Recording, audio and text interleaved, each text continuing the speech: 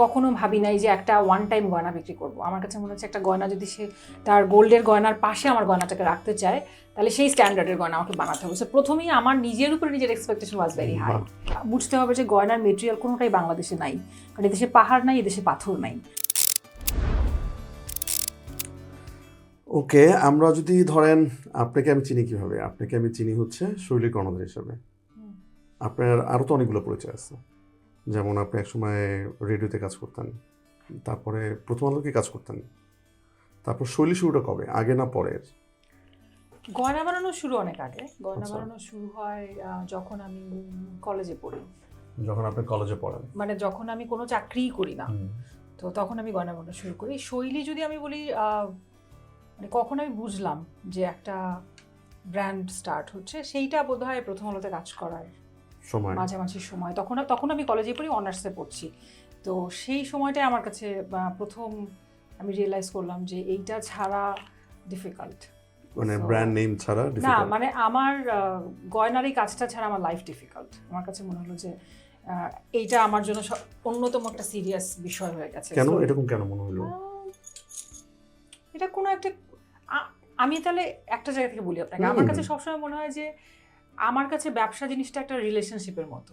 আমাকে যদি বলেন শৈলী এবং এই শৈলী, আমার মনে হয় আমাদের দুজনের মধ্যে একটা রোমান্টিক রিলেশনশিপ আছে, বা একটা আত্মিক সম্পর্ক আছে, যেখানে ধরেন সম্পর্ককে আমরা কিভাবে দেখি, সেখানে একটা আপস অ্যান্ড ডাউন থাকবে, কিছুদিন ভালো যাবে, কিছুদিন খারাপ যাবে, আপনার প্রত্যাশা থাকবে, সেটা কোনোদিন পূরণ হবে, কোনোদিন হবে না, কোনোদিন আপনি তাকে সাপোর্ট করবেন, কখনো সে আপনাকে সাপোর্ট করবে। আমার কাছে আসলে এই বিষয়টা এরকম। সো হয় না, আপনি কোনো একটা মানুষকে আপনার ভালো লাগলো, কিন্তু কোনো একদিন আপনি রিয়েলাইজ করলেন যে তাকে আপনি ভালোবাসেন এবং মানুষটাকে আপনি চান। আচ্ছা, তো এটার যেমন প্রপার কোনো সূত্র নাই বা প্রপার কোনো ব্যাখ্যা নাই যে সেটা আমি ঠিক কোন দিন থেকে যাচ্ছি।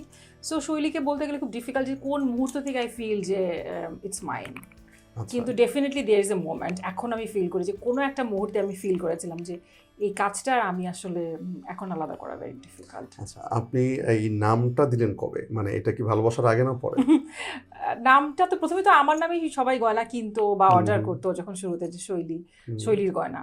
তো সেইভাবে মুখে মুখে নাম শুরু হলো। দেন যখন আই মেট মাই হাজব্যান্ড, তখন আমাদের বিয়ে হয় নাই, তো সে আমাকে বললো যে এই নামটারই তো একটা সুন্দর মানে আছে, সো ইউ ক্যান স্টার্ট এই নামে। ওকে, তো তখন আমি কথা বলছি আমরা, এইটা 2009। হ্যাঁ, আচ্ছা। তো তখন আমি ঠিক করতে থাকলাম যে আচ্ছা এই নামই হতে পারে অথবা কাছাকাছি। কিন্তু প্রথম দিকে খুব অস্বস্তি লাগতো, কারণ যখন আমি চিন্তা করলাম যে এই নামে হবে, তখন আমার মনে হলো যে কেউ দোকানে আসলেই যখন ডাকবে, ব্র্যান্ডকে ডাক দিলেও আমি সামনে যাব, বা যে কোনো রাস্তা থেকেও দেখলে তখন আমার নামে ডাকবে, মনে হবে আমার কাছে, আমি হয়তো ঘুরে তাকাবো কিন্তু সে আমাকে চিনে না, সে আমার ব্র্যান্ড চিনে, সো মেবি এটা একটু ডিফিকাল্ট হবে। তো এই দোটানায় থাকতে থাকতে ফাইনালি যখন আমি ট্রেড লাইসেন্স পেপার করি, তখন আমি শৈলী নামে করি, সেটা 2012।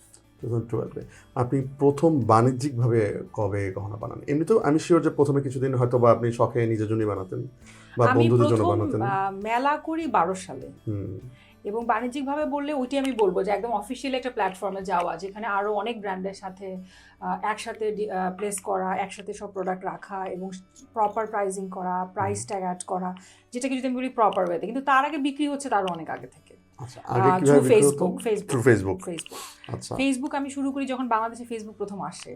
তো আমার মনে হয় যে আমার একটা বিষয় আছে, সেটা হচ্ছে আমার অনেক কিউরিওসিটি যে কোনো বিষয়ে। তো যখন ফেসবুক আসলো, তখন আমি গবেষণা করার জন্য হলেও ফেসবুকে আই স্টার্ট। তো তখন আমি আমার কাজের ছবি আপলোড করতাম, কি চিন্তা করছি সেটা আপলোড করতাম, এবং আমি যেহেতু ছবি তুলতাম, তো আমার গয়নার ছবি আমি নিজেই তুলতাম।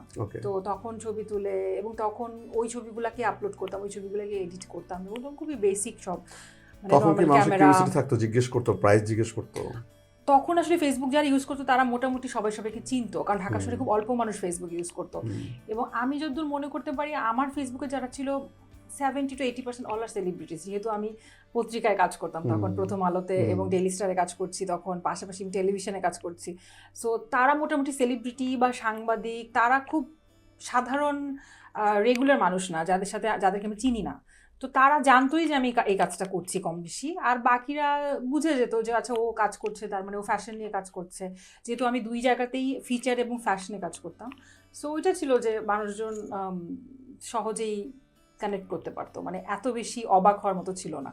কিন্তু পরে যখন আমি ব্যবসার জন্য আলাদা অ্যাকাউন্ট খুলি এবং পেজ খুলি, আলাদাভাবে স্টার্ট করি, তখন ওইটা খুব নতুন ঘটনা আর কি আমার কাছে মনে হচ্ছে। প্রথম কাস্টমারের কথা কি আপনার মনে আছে যেটা আপনার কাছ থেকে সরাসরি কিনেছিল? না, কারণ আনঅফিশিয়াল অনেক বিক্রি হয়েছে। প্রথম কাস্টমার মনে নাই, কিন্তু আমার একটা কাস্টমারের কথা মনে আছে যে আমি খুব জাজ করেছিলাম। আপনি কাস্টমারকে জাজ করেছিলেন? আচ্ছা। কারণ আমি একটা মেলাতে যখন প্রথম যে মেলাটা স্টল দিলাম, সো মেলাতে যখন বিভিন্ন ধরনের মানুষজন আসছে বা মেলার স্পেসে ঢুকছে, সেই রুমে ঢুকছে, তো দূর থেকে আমি দেখলাম যে দুইজন বোরখা পরা মহিলা ঢুকছেন। তো আমি চিন্তা, এবং কমপ্লিটলি ফুল কাভার্ড, মানে ওনার কিছুই দেখা যাচ্ছে না, হাতেও গ্লাভস, কালো রঙের বোরখা পরা এবং কালো গ্লাভস। তো আমি ঢুকছি, আমি দূর থেকে দাঁড়িয়ে আছি, স্টলে দুজন সেলসে দুটা মেয়ে আছে আমার স্টলে, আমি পাশে দাঁড়ানো একটু দূরে।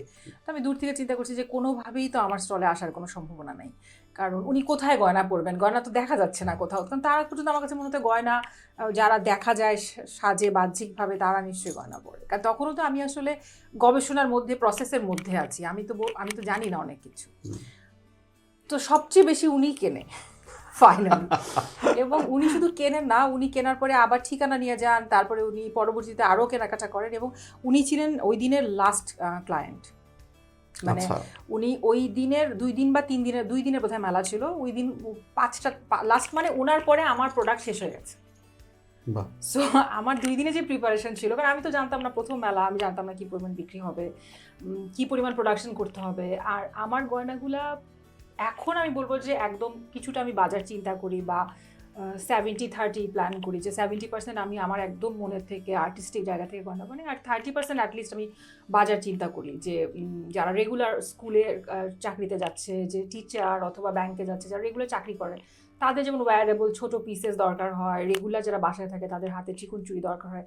আর তখন আমি এগুলি কিছু বানাতাম না, তখন খুবই আনইউজুয়াল জাং জুয়েলারি, যেটা ভালো লাগতেছে এরকম কিছু। হ্যাঁ, এবং সেগুলা ম্যাক্সিমাম ওভারসাইজ, যেগুলা গতানুগতিক ডিজাইন না, যেগুলোর মেটেরিয়াল বাজারে রেগুলার, মানে যেই গয়না আমি দেখি নাই ঢাকার মার্কেটে, সেই গয়নাটা আমি বানাতে চেষ্টা করতাম। মানে এই খুব সুন্দর একটা কথা বললেন যে মার্কেট রিসার্চের যে ব্যাপারটা চলে আসছে, যে আপনি এখন কিছুটা মার্কেট ট্রেন্ডি জিনিসপত্রগুলো বানানো শুরু করেছেন পাশাপাশি। হ্যাঁ, মানে আপনি 70-30 যে রুলসের কথা বলেন, এই জিনিসটা আপনি কবে রিয়েলাইজ করলেন যে মার্কেট রিসার্চ বা মার্কেট ট্রেন্ডটাও আসলে একটা ইম্পর্টেন্ট ব্যাপার, যেটা হচ্ছে অ্যাজ এ এন্টারপ্রেনার হিসেবে আপনাকে এই জিনিসটা করতে হবে? এটা কি প্রেক্ষিতে আপনি ভাবলেন যেটা করতে হবে? প্রেক্ষিত বলতে এটা হচ্ছে, আমার সবসময় মনে হয় যে একটা থাকে যে আপনি বিজনেস করবেন, এই প্ল্যানে আগাবেন, তখন আপনার ফ্রম ডে 1 টু প্রত্যেক দিন আপনি প্ল্যান মাফিক যান, এটা একটা ধরন। আর আমার কাছে যেটা ছিল যে আমি তো খুব ভালোবেসে কাজটা শুরু করেছি, সো আমি ওই পালসগুলি বোঝার চেষ্টা করতাম অলওয়েজ, যে ক্লায়েন্ট ডিমান্ড কোনটা, ক্লায়েন্ট আসলে কী চাচ্ছে। যেমন 3 থেকে 3.5 বছর যখন আমি গয়না বানাচ্ছি শুধু, তখন ক্লায়েন্টই বলতে শুরু করলো যে এরকম আনইউজুয়াল গয়না কী দিয়ে পরবো, কারণ রেগুলার সালোয়ার কামিজ, রেগুলার ড্রেসের সাথে তো ইটস ভেরি ডিফিকাল্ট। তো তখন আমি ড্রেস ডিজাইন করা, শাড়ি বানানো শুরু করলাম, এবং তখন আমি বিভিন্ন ধরনের অ্যানিম্যাল মোটিভ, বার্ডের মোটিভ, যেগুলো ঢাকায় এখন আপনি অনেক দেখতে পাবেন, আর যখনকার কথা আমি বলছি 2013-14 15, সেই সময় এত ছিল না। এবং তখন আপনি একটা বড় বাঘের মাথা একটা শাড়ির মধ্যে বড় বড় ছাপা দিয়ে একটা বিয়ে বাড়িতে পরে যাচ্ছেন, দ্যাট ওয়াজ আনইউজুয়াল, মানে এখনও আমরা কম দেখি, বাট তখন একদমই ছিল না। সো ওই গয়নাগুলি তখন আমার মনে হয় কমপ্লিমেন্ট করবে যে ধরনের কাপড়ের সাথে, তখন আমার ক্লায়েন্ট ডিমান্ড থেকেই আমি ডিজাইন করা শুরু করলাম। তো ওইভাবে আসলে গয়নাটাও এসছে। একটা টাইম পরে আমার মনে হয় 5-7 বছর পরে আমি বুঝতে পারলাম যে আমি একটা গ্রুপকে টার্গেট করছি, বিকজ আমি তো আসলে একটা এমন একটা ব্র্যান্ড হতে চাই যেখানে গ্রামের সেই ঝিনাইদহতে বা দিনাজপুর একটা মেয়ে যার কাছে ডিজিটালি যে একটুখানি ফেসবুক অ্যাক্সেস পাচ্ছে, সেও যদি কলেজে যাওয়ার সময় একটা তার ফেয়ারওয়েলের দিন অথবা টিচারের ফেয়ারওয়েলের দিন, মানে কোনো একটা স্পেশাল অকেশনে যদি সে একটা কিছু পড়তে চায়, সেই গয়নাটার জন্য যেন সে একটা ব্র্যান্ডকে এফোর্ড করতে পারে, ঢাকার একটা ব্র্যান্ড বা একটা ডিজাইনারের একটা গয়নাকে সে পছন্দ করতে পারে। হয়তো তার কাছে টাকা আছে, সে হয়তো বললো যে ঠিক আছে আমি 2000 টাকাতে একটা কানের দুল চাই, কিন্তু তার ওই লাইফস্টাইলের সঙ্গে যাচ্ছে না। আমি তো ঢাকার ঠিক খুব একটা ফিক্সড কোনো গ্রুপকে টার্গেট করছি। এইটা যখন মনে হলো, তখন আমি প্রত্যেকটা আলাদা আলাদা করে ভাবতে শুরু করলাম যে যারা কলেজে যাচ্ছে তারা আসলে কি পড়ছে। তা আমি অনেক সময় মজা করে বলি যে আমি জীবনে এত মেয়েদেরকে দেখেছি যে আমি অনেক কিছু মিস করে গেছি, যে শহরে আরো মানুষ, শহরের গাছপালা, শহরে নতুন ক্যাফে। তো আমি হয়তো কোনো ক্যাফেটে ঢুকে মুগ্ধ হয়ে দেখলাম 2টা মেয়ে সুন্দর গয়না পরে, শাড়ি পরে হাসাহাসি করছে। তো ওইটা আমার কাছে খুবই একটা হ্যাপি ফিলিং হয়। আমার মনে হয় এই শহরে অনেক টেনশনের পাশাপাশি একটা মেয়ে যে খুব মন ভালো করার জন্য নিজে প্রিপারেশন নিয়ে বাসা থেকে বের হয়েছে, বন্ধুর সাথে বসে আছে, সেইটার এক্সেসরাইজ করার বিষয়টা সে ভেবেছে, হুইচ ইজ ভেরি সুইট। তো আমার মনে হয় যে ওইটা আমাকে অনেক মোটিভেট করে, বা ওরাই আমাকে আসলে বলে যে এখন এটা করতে হবে বা তখন সেটা করতে হবে। আপনি তো একটা সময় যেটা বললেন যে শৈলীর কাজ অল্প, মানে গহনার কাজ বাণিজ্যিকভাবে কিছুটা শুরু করলেন, একই সময় আপনি কিছু মিডিয়ার সাথে জড়িত ছিলেন, কাজ করতেন ফুল ফ্লেজড। তো কখন মনে হলো যে ওগুলো ফেলে আপনি এইটাতে একদম মানে ফুল টাইম সময় দিবেন? আচ্ছা, এটা কেন মনে হলো, হঠাৎ করে কেন মনে হলো? আপনি তো ওখানে খুবই পপুলার ছিলেন, আপনি খুবই পপুলার আরজে ছিলেন, ওটা তো একটা মানে অন্যরকম জগৎ, এবং ওই জিনিসটা কিন্তু একটা মোহ থাকে, এটা ছেড়ে আসাটা খুবই ডিফিকাল্ট, ওটা নেশার মতো। হ্যাঁ, এবং সেখান থেকে একদম এন্টারপ্রেনারশিপে যাওয়া, যেটা একদমই আপনার জন্য একেবারে নতুন একটা জিনিস, এবং একই রকম ভাবে আপনি জানেন না ফিউচারে কি করতে হচ্ছে আর কি। তো এই সিদ্ধান্তটা কিভাবে নিতে পারলেন বা কেন নিলেন? হ্যাঁ, ওইটা যেটা হচ্ছিল যে অনেক দিন ধরে আমি ভাবছিলাম, যখন আমি রেডিওতে কাজ করছি আমার কাছে মনে হচ্ছিল যে হ্যাঁ, দুইটা কাজ আমি প্যারালালি পছন্দ করছি। সেটা আমার আরজেইং বলি, এবং প্রোগ্রাম যেহেতু প্রডিউসারও ছিলাম আমি, তো প্রোগ্রাম ডিজাইনও আমি করছি, কাজটা আমি পছন্দ করতাম। কিন্তু গয়নার যে কাজটা, এইটা আমি রাতের বেলা যখন বাড়ি ফিরতাম অফিস শেষ করে, তখন আমার জন্য আসলে 10 মিনিটও আমার এনার্জি নাই বডিতে বা মনে যে আমি ওটা ডিজাইন করতে পারবো। সো আমি প্রত্যেকদিন বিষয়টাকে মিস করতাম। তো এই মিস করাটা আসলে একটা টাইম পরে এক্সট্রিম লেভেলে চলে গেল। তখন আমার কাছে মনে হলো যে যেই কাজটাকে আমি ভালোবাসি, আমার মন সারাদিন যেই কাজটায় থাকে, সেই কাজটা না করে যেই কাজটা আমি করছি না, এই কাজটার সাথে আমি সৎ, না ওই কাজটার সাথে আমি সৎ, কারণ এই কাজটায় থাকা অবস্থায় আমি ওই কাজটা মিস করতে থাকি। আচ্ছা, তো আমার কাছে মনে হচ্ছে যে আমি অ্যাজ এ হিউম্যান বিং আমি আসলে এতগুলি কাজ করতে পারছি না। তো এটা অনেকে পারে, কিন্তু আমার মনে হচ্ছিল যে এই কাজটা আর্জিং এর কাজ বলি বা প্রোগ্রাম ডিজাইনিং এর কাজ বলি, নাইস, আমার জন্য ভালো, কারণ আমার অনেক দিনের অভিজ্ঞতা। আমি যেহেতু 6 বছর, প্রায় 7 বছরের মতো রেডিওতে কাজ করেছি, 2টা রেডিওতে, এবং আপনি যেটা বললেন যে অনেক মানুষ পছন্দ করতো আমার শো এবং অপেক্ষা করে বসে থাকতো, কিন্তু আমার কাছে মনে হচ্ছে আমি যদি এই কাজটা 100% উপভোগ না করি, আমার যদি 100% ভালো না লাগে, তো আমার নিজেকে খুশি রাখা খুব জরুরি। তখন আমি আরেকটা মানুষকে খুশি দিতে পারি। I was bored a bit. আমার কাছে মনে হতে লাগলো যে আমার কথা শুনে অনেকে খুশি হচ্ছে, কিন্তু আমার কথা শোনার পরে আমার কাছে মনে হচ্ছে ও ওকে, আই নো দ্য লাইন, আমি জানি এরপর আমি কি করবো, ভেরি প্রেডিক্টেবল। আমার কথা ও my god Shoili, you are very predictable. So একটা টাইম পরে আমি ফিল করতে শুরু করেছিলাম যে আমার একটা কিছু নিজেকে চ্যালেঞ্জ করতে হবে, এবং গয়না আমার জন্য তখন অনেক চ্যালেঞ্জিং ছিল, কারণ আমি যে ধরনের গয়না নিজে পড়তে চাইতাম সেই ধরনের গয়না আমি বানাতে চাইতাম তখন, এবং সেই ধরনের গয়না ঢাকায় পাওয়া যেত না, আর সেই ধরনের গয়না আমি এফোর্ড করতে পারতাম না, বিদেশ থেকে ইম্পোর্ট করা হোয়াট এভার, সেটা সম্ভব ছিল না আমার। তো আমার জন্য ওটা খুব টাফ ছিল, কারণ আমি গয়নার ব্যাকগ্রাউন্ড থেকে আসি নাই, আমার তখন প্রফেশনাল কোনো স্কিল নাই গয়নাতে। আমি শুধু ছবি আঁকতে পারতাম, গয়না ভালোবাসতাম পড়তে, দেখতাম পৃথিবীতে বিভিন্ন জিনিসপত্র, ফ্যাশন নিয়ে দেখতাম। তো হ্যাঁ, ছোট ছোট স্কিল ছিল যে আম্মার কাছ থেকে আমি ক্রাফটিং শিখেছি, আমি ছোট ছোট কাজ ছোটোবেলা থেকেই করতাম। কিন্তু একটা মানুষ আমার গয়না কিনবে, তাহলে তো সেটার জন্য আমার কোয়ালিটি ইজ আ মাস্ট, এবং খুবই ভালো কোয়ালিটির। আমি কখনো ভাবি নাই যে একটা ওয়ান টাইম গয়না বিক্রি করবো। আমার কাছে মনে হচ্ছে একটা গয়না যদি সে তার গোল্ডের গয়নার পাশে আমার গয়নাটাকে রাখতে চায়, তাহলে সেই স্ট্যান্ডার্ডের গয়না আমাকে বানাতে হবে। সো প্রথমেই আমার নিজের উপরে নিজের এক্সপেকটেশন ওয়াজ ভেরি হাই। হ্যাঁ, সো আমার কাছে মনে হচ্ছে যে কেন আমার নানির সেই গোল্ডের গয়নাই আমি মূল্যবান মনে করব, কেননা একজন ডিজাইনার কোথাও বসে আমার জন্য 10 ঘন্টা ভেবে একটা বানিয়েছে, সেই গয়নাটা আমি যদি মূল্যবান মনে করি, তাহলে আমি যেদিন ওইটা সার্ভ করতে পারবো সেদিন আমার গয়না মানুষ ওভাবে নিবে। সো ওই জায়গা থেকে আসলে।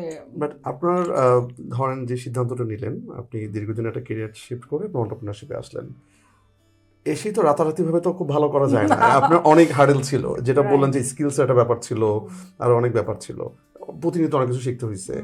কখনো কি এমন মনে হলো যে ভুল করে ফেললাম কিনা? মনে হয় না? এটা আমার মনে হয় না, কারণ আমি ওই যে বললাম যে আমার একদম প্রথমেই মনে হয়েছিল যে এটা একটা relationship, so it's my baby অথবা ইটস মাই ফ্রেন্ড। সো আমরা কি আসলে আমাদের বাচ্চাটা হাঁটতে পারে না দেখে পরের দিন ধাক্কা দিয়ে ফেলে দিই বা অন্য কাউকে দিয়ে দিই যে ভেবেছিলাম। সো আমি কোনোদিন আজকে পর্যন্ত এটা আমি গ্যারান্টি দিয়ে বলতে পারি, বা আমার টিম বা সবাই জানে আমার আশেপাশে, আমি এক মুহূর্তের জন্য কোনোদিন ভাবি নাই যে আমি শৈলী ছেড়ে দিব বা শৈলী চলছে না বা শৈলী পারছে না। নো, আমার সবসময় যেটা মনে হয়েছে, যত ক্রাইসিস হয়েছে সে কোভিডের সময় বা অন্য এই ধরনের সিচুয়েশনে, আমার মনে হচ্ছে আমি হয়তো ঠিক প্ল্যান করছি না, আমি হয়তো একে ঠিক মতো সময় দিচ্ছি না, বা আমি হয়তো খেয়াল করছি না। আমি ওই যে বললাম যে একটা সময় পর্যন্ত মনে হচ্ছে ইটস রিলেশনশিপ, ধীরে ধীরে যখন আমি মা হলাম আমার তখন মনে হলো যে ইটস মাই বেবি। সো আমার বাচ্চাকে যখন আমি সময় দিই না তখন কান্না করলে মনে হয় কি ও বিরক্ত লাগছে, কিন্তু আমি যদি খেয়াল করি তখন বুঝতে পারবো কেন কান্না করছে। মেবি ওর খাবার দরকার, মেবি ওর সময় দরকার। তো আমার কাছে মনে হচ্ছে আমার ব্যবসাটা তো আমার প্রাণ, তো এইটা পারে না এই কথাটা বলা মানে হচ্ছে আমি পারি না। সো আমি আমার কাজকে কিভাবে যেই স্বপ্নটা আমি পৃথিবীতে আমার চিন্তাটার জায়গাটাকে আমি সামনে এনে দেখতে পেয়েছি যেটা পারে, এখন পাচ্ছি না মানে আমার ওই দেখার জায়গাটায় কোনো প্রবলেম হচ্ছে বা আমার কর্মের জায়গাটায় প্রবলেম হচ্ছে। সো ওইটা কখনো মনে হয় নাই। তখন আমি পড়াশোনা করার চেষ্টা করেছি, তখন আমি খেয়াল করার চেষ্টা করেছি, আমি হয়তো আমার টিমের সাথে আবার বসার চেষ্টা করেছি, মেবি আমি ব্রেক নিয়েছি। এটা ডিপেন্ড করছে কোন সিচুয়েশনে কখন কিভাবে ট্রিটমেন্ট দরকার আমার কাজে। কিন্তু আর ওই যে আমার একদম অগাধ বিশ্বাস আছে যে আমি কাজটাকে ভালোবাসি, মানুষ ভালোবাসা দিয়ে পৃথিবীতে যে কোনো কিছু জয় করা যায়। So I am very proud of my clients যে তারা আমাকে এই বিশ্বাসী করেছে যে আসলে ভালোবেসে কাজ করলে মানুষ আপনার কাজ নিবে। আচ্ছা, আপনি প্রথমে যেটা বললেন যে আপনি হয়তো গহনার প্রাতিষ্ঠানিক কোনো শিক্ষা নেননি, বাট আপনি হয়তো বা আঁকতে পারতেন বা ক্রাফটিং করতে পারতেন। এই স্কিলটা আপনি কিভাবে রপ্ত করলেন বা এটা কোত্থেকে শিখছেন নাকি নিজে নিজে শিখলেন, সেটার প্রসেসটা যদি একটু জানান। একদম প্রথমে তো শুধু ভালো লাগার জায়গা থেকে শুরু করলাম এবং যতটুকু স্কিল আমার ছিল অতটুকু দিয়েই যে গয়নাগুলি করা যেত, যেমন হাতে বুনে বুনে গয়না বানানো, বিডসের গয়না এবং অলমোস্ট সেমি রেডি পিসেসগুলোকে বাজার থেকে কালেক্ট করা। তারপরে যখন আমি একদম 0 টু একদম ফাইনাল পর্যন্ত স্টার্ট করলাম তখন আসলে আমি প্রচুর ফ্যাক্টরি এবং বিভিন্ন দেশের ফ্যাক্টরি ভিজিট করা শুরু করলাম, কারণ এইটা আমার মাথায় ছিল যে গয়না আমি বানিয়ে বিক্রি করে বেশি দূর যেতে পারবো না, কারণ একটা মানুষের পক্ষে একা শুধু গয়না বানানোর যেই ক্যাপাসিটি তার, এটা আমি অনেক বানাতে পারবো না। কিন্তু আমি I want to be big, big in a sense যে আমি অনেক মানুষের অনেক ধরনের চাহিদা পূরণ করতে চাই এবং অনেক ধরনের গয়না বানাতে চাই। সো আমি যদি শিখতে থাকি আমি হয়তো 15 বছরে শিখে শেষ করতে পারবো হয়তো একভাবে মোটামুটিভাবে, যে আমি 50 রকমের বানাতে পারছি বা 50টা পার্সপেক্টিভ থেকে আমি দেখতে পাচ্ছি। এর থেকে বেটার হচ্ছে যদি 1 বছর বা 1.5 বছর এই পুরো কি প্যাটার্নে গয়না হয়, কিভাবে কোন ধরনের গয়না হয়, এটা যদি আমি জানতে শুরু করি প্র্যাকটিক্যালি, কারিগরদের কাছে যে আলাদা আলাদা শহরে মানুষ কীভাবে গয়না বানাচ্ছে এবং পড়াশুনো করি, সেইটা আমি করেছি। যে আমি মোটামুটি আমাদের দেশে আমাদের আশেপাশের দেশগুলিতে যেখানে গয়নার ফ্যাক্টরিগুলিতে যাওয়া এবং 1.5-2 মাস করে এক দেশে থাকা, সেখানে আমি কলকাতায় যখন প্রথম গেছি এই ঘটনাটা ঘটার মানে আমার ডিসিশনটা নেওয়ার পরে যে আমি এখন গয়নার বিজনেস করব, তখন আমি যাওয়ার আগে রিসার্চ করে গেছি যে কোথায় কোথায় ওদের আসলে ফ্যাক্টরিগুলি আছে, কোথায় কাজ হচ্ছে, কোথায় অরিজিনালি। কারণ আমার তো শুরুতে হয় কি, আপনি যখন প্রথম করবেন আপনি প্রথমে যদি বিরিয়ানি দোকান দেন, আপনি জানেন আমাকে বিরিয়ানি শিখতে হবে, তারপরে বিরিয়ানি পাশাপাশি আপনি দেখলেন পাশে একটা ফ্রাইড চিকেনের দোকান খুলছে, আপনার যদি ইচ্ছা করে তখন আপনি ফ্রাইড চিকেনে আবার ওটা জানলেন।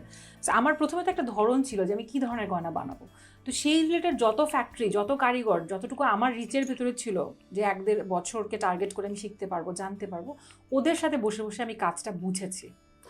এই প্রসেসটা বোধহয় আপনার এখনো আছে, কারণ লার্নিং তো একটা কন্টিনিউয়াস জিনিস। এটা আমার এখনো আছে। হ্যাঁ, মানে আপনি তো প্রায় মনে হয় এরকম বছরে 1-2 বার এরকম উধাও হয়ে যান অন্য কোনো দেশে। আমি যাই, আবার দেশেও আমার কাছে এখন যেটা হয়েছে আমার সেটা মানে এখন মানে বলবো যে আরো 4-5 বছর আগে থেকে, যে এটা আমরা অনেকে জানি যে নকশি কাঁথা বিভিন্ন জেলাতে আলাদা আলাদা সেলাই স্টিচটা আলাদা, ময়মনসিংহের কাঁথা একরকম, যশোর স্টিচ আরেক রকম এবং জেলা ভিত্তিক নাম আছে, যে ময়মনসিংহের সেলাই আলাদা। সো গয়নারও কিন্তু ধরন আছে। আচ্ছা, তো এখন আমার ওই কিউরিওসিটি জেগেছে যে বাংলাদেশের বিভিন্ন জেলাতে আসলে কারিগররা কি গয়না করছেন। আর যেহেতু শুরুতে এক ধরনের টেনশন ছিল যে এই ধরনের গয়না কেউ বানায় না, কিন্তু যখন আমি কাজ করতে গেলাম তখন দেখলাম 80 বছরের একজন কারিগরও আছে যে গয়না বানাচ্ছে তার বাবার সাথে। তখন আমি চিন্তা করলাম ও তাহলে আই হ্যাভ ইনাফ টাইম, তো সে যদি টিকে থাকতে পারে তাহলে আমার তো এই যুগে ডিজিটাল জীবন এবং ক্লায়েন্ট আপনার দেশে বিদেশে গ্রামে বিভিন্ন জায়গায়, সো আমি আরও কাজ করতে পারবো। মানে এই যে গহনা যারা বানান বললেন যে 80 বছরের একজন ভদ্রলোক আছেন, এদের যে নো হাউটা এরা কি নেক্সট জেনারেশনে পাস করতেছে, মানে তার ছেলেও কি বানাচ্ছে বা তার মেয়েও বানাচ্ছে? এটা ইন্টারেস্টিং, কারণ আমরা যারা কস্টিউম জুয়েলারি বানাই স্পেশালি ব্রাস এবং মানে তামা বা পেতল, ব্রাস এবং কপার, আমাদের ক্ষেত্রে আমরা যখন কারিগরের সাথে কাজ করি যেই কমপ্লেইনটা বলবো বা যেই মন খারাপ লাগার বিষয়টা সেটা হচ্ছে যে এরা মূলত গয়নার গোল্ডের কারিগর ছিল, কিন্তু গোল্ডের দাম বাড়তে থাকায় কেউ গোল্ড কিনছে না, তখন তারা সস্তা মেটালে শিফট করেছে। এবং সস্তা মেটালে শিফট করার পরও তো আসলে ব্যবসাটা কঠিন, কারণ ধরেন এখন যেহেতু অনলাইনে সব দেখা যায়, বিদেশ থেকে কেনা যায়, অনলাইন প্ল্যাটফর্ম আছে, বিদেশ আছে, চায়না আছে, ইন্ডিয়া আছে। সো কারিগরের সন্তানেরা হতে চায় না, কারণ তারা জানে যে আমার ইনকাম মাসে সর্বোচ্চ 50,000 টাকা। তাহলে মানে আমি শিওর না যে আর 10 বছর পরে কি তাহলে কেউ থাকবে না? খুব ডিফিকাল্ট, কারণ এখন মেশিন এসে গেছে। এখন আপনি দেখবেন যে আগে 100% হ্যান্ডমেড গয়না হতো, এখন ডাইসে গয়না হয়, পিসেস গয়না হয়, যেই গয়নাগুলো আসলে মেশিন মেড। সো একটা অংশ হয়তো হাতে কারিগররা করছে, হয়তো পাথর সেটিং করছে হাতে, বা কালারের কিছু অংশ করছে, কালার হচ্ছে মেশিন। আগে হাতে হতো, আগে ছিল মিনাকারি, এখন মিনাকারি দেখাই যায় না, এখন মেশিনে কালার কোটিং হয়। তাহলে তো এই জিনিসটা নেক্সট জেনারেশন পাচ্ছে না। পাচ্ছে হয়তো অন্য ফরম্যাটে। আমি বলবো না আমি হতাশ হই না, এই সেন্সে আমার কাছে মনে হয় যে সব যুগেই তো কিছু শেষ হয়ে যাওয়ার ছিল, কিন্তু অন্য ফরম্যাটে সেটা থেকে গেছে। সো এক সময় ছিল যে এক ধরনের মোবাইল, যখন আমরা এখন তো মোবাইলে দেখতে পাই, পারলে চলেও যেতে পারি, মানে এত এত আধুনিক হয়ে গেছে। সো আমি মনে করি যে নেক্সট জেনারেশনটা অন্যভাবে এই জিনিসটাকে করবে। হয়তো তারা ফ্যাক্টরি এন্ডে কাজ করবে না, হয়তো আরও বড় স্কেলে যাবে, অথবা তারা হয়তো মার্চ করবে অন্য কোনো ব্র্যান্ডের সাথে। বাংলাদেশের এখন অনেক ডিজাইনার বিদেশের ব্র্যান্ডের সাথে কাজ করছে, কোলাবোরেশনে কাজ করছে। সেই ক্ষেত্রে সুবিধাটা বেশি। আগে যেরকম কারিগরেরা ধরেন পুরান ঢাকার কারিগর আসলে পুরান ঢাকায় বসে থাকতো, বা এখনও মোটামুটিভাবে তারা সেখানেই বসে থাকে। আমরা সময় যাই বা কোথাও যাই, বা ময়মনসিংহের একটা কারিগরের কাছে আমরা যাই, তারপর সেই কারিগর গয়না বানাই। কিন্তু তাদের যে জেনারেশন, তারা তো হোয়াটসঅ্যাপে অ্যাকাউন্ট খুলেছে। আচ্ছা। সো তাদের তো আপনি হোয়াটসঅ্যাপে কানেক্ট করতে পারছেন, এবং তাদের সাথে আপনি, তারা দুবাইয়ের সাথে কাজ করতে চাইলে পারবে, তারা ইন্ডিয়াতে কাজ করতে চাইলে পারবে, এবং তারা ঢাকার কারিগর, ঢাকার যে ব্র্যান্ডগুলি তাদেরকে হোয়াটসঅ্যাপে ছবি পাঠাতে পারে। সো বাল্ক অর্ডার করতে পারে। এখন অনেক ধরনের টাকা ট্রানজ্যাকশনের হ্যাঁ। সো আমার কাছে মনে হয় সেম ফরম্যাটে ডিফিকাল্ট, কারণ ওইভাবে মানুষের ধৈর্য নেই, আর ওই প্রাইসও তো আমরা দিই না। তো একটা গয়না 12 ঘন্টা করার পরে যে লকেটটা তৈরি হয়, সেই কারিগর আসলে 12 ঘন্টায় তো একটা লকেট বানিয়েছে। সো তাহলে যদি সে আসলে 30 দিনে 30টা লকেট বানায়, একটা লকেটের জন্য যদি আমরা 500 টাকা দিতে রাজি থাকি, তাহলে মাস ঠিকভাবে চালাবে। তো এখন ওইভাবে কারিগরেরাও চায় না, ক্লায়েন্টরাও চায় না, অন্য ফরম্যাটে হয়ে গেছে। তো সেমি হ্যান্ডমেড অনেক ধরনের, বাট আমার কাছে সবসময় মনে হয় যে দেয়ার ইজ এ পসিবিলিটি, সব সময়ই সব কিছুর একটা অপশন তৈরি হয়, বা আরেকটা নতুন রাস্তা তৈরি হয়। ওকে, আপনি খুবই অপটিমিস্টিক, মাশাআল্লাহ। আচ্ছা, একটা ব্যাপার জানা, যে ধরুন আমরা আবার শৈলীর দিকে ফেরত আসি। শৈলী শুরু হয়ে গেল, আপনি সব ছেড়ে টেরে শৈলীতে শুরু করলেন। শুরু করার পরে প্রথম কোন ধরনের প্রতিবন্ধকতাগুলো বেশি ছিল, যেগুলোর কারণে আপনি সাফার করছেন অনেক বেশি? প্রথম তো আমার বয়স অনেক কম ছিল কারিগরের তুলনায়, আর মার্কেটে যারা কাজ করতো তখন দুই একটা বড় ব্র্যান্ড, একটা দুইটা বড় ব্র্যান্ড, তারা কিছু কিছু কাজ করতো মেটালের, তাদের কাছে বিক্রি করে দিত কারিগরেরা ডিজাইনগুলো। কারণ তারা ভাবতো যে একটা মেয়ে অল্প বয়স্ক, আবার কলেজে ড্রেস পরে আসছে, কলেজ থেকে আসছে, কোনো টাকাই তো তার কাছে শিওর নাই, ওই ট্রাস্ট, হ্যাঁ, হয়তো ডিজাইন দিয়ে চলে গেল, আবার ডিজাইনটা অন্য কোথাও বিক্রি করে দিল। আমি হয়তো যাওয়ার পরে এক সপ্তাহ পরে বললাম যে কী ব্যাপার, আমার ডিজাইন কোথায় গেল? তখন উনি বললেন যে অসুবিধা কি, তুমি তোমার মতো বিক্রি করবা, সে তার মতো বিক্রি করবে। তারপরে দেখা যেত যে ডিজাইনের, আমি হয়তো বললাম একটা পাখি হবে, সে বললো না না, এটা এখন সামনে রমজান মাস, এখন এটা চলবে না, ওখানে একটা ফুল দিয়ে দিল সে, অথবা চাঁদতারা দিয়ে দিল।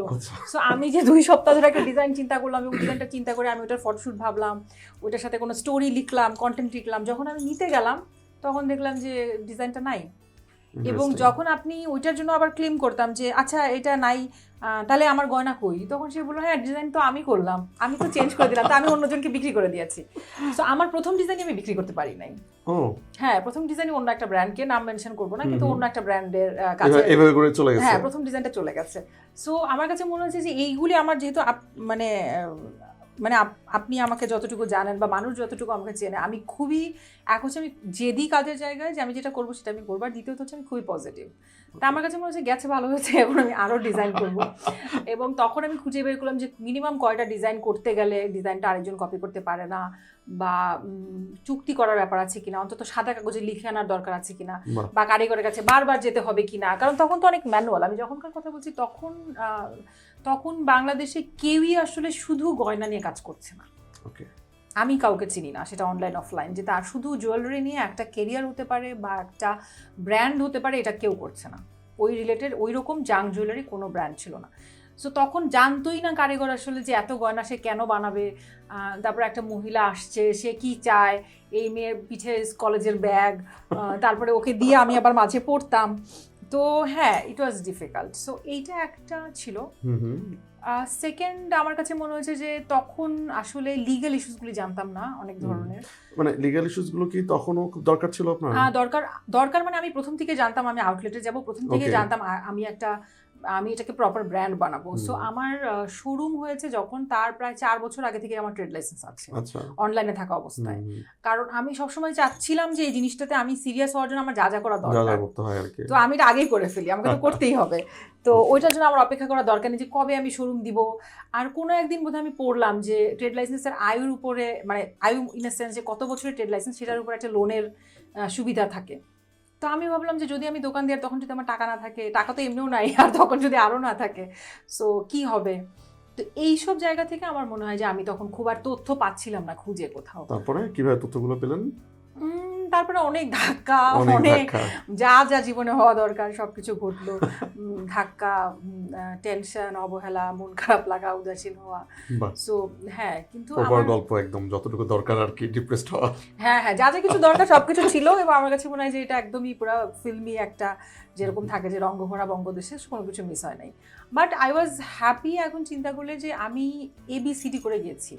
সো জাম্প করতে পড়ি নাই কোথাও, যে পারি নাই দেখে আচ্ছা ঠিক আছে একটু সাইডে চিন্তা করি বা অল্টারনেটিভ চিন্তা করি, অথবা ঠিক আছে অনলাইনে বসে থাকি। নো, আমি ওই জিনিসটা চেষ্টা করেছি যে আচ্ছা লোন কিভাবে। আমার মনে আছে ফার্স্ট লোন নিতে যাই আই স্ট্রাগলড এ লট। আপনি লোন নিয়েছিলেন শৈলীর জন্য? হ্যাঁ, প্রথম যখন আমি লোন নিলাম, লোন তো স্বাভাবিক, আমাদের ব্যবসা বড় করতে গেলে ভেরি ইম্পর্টেন্ট।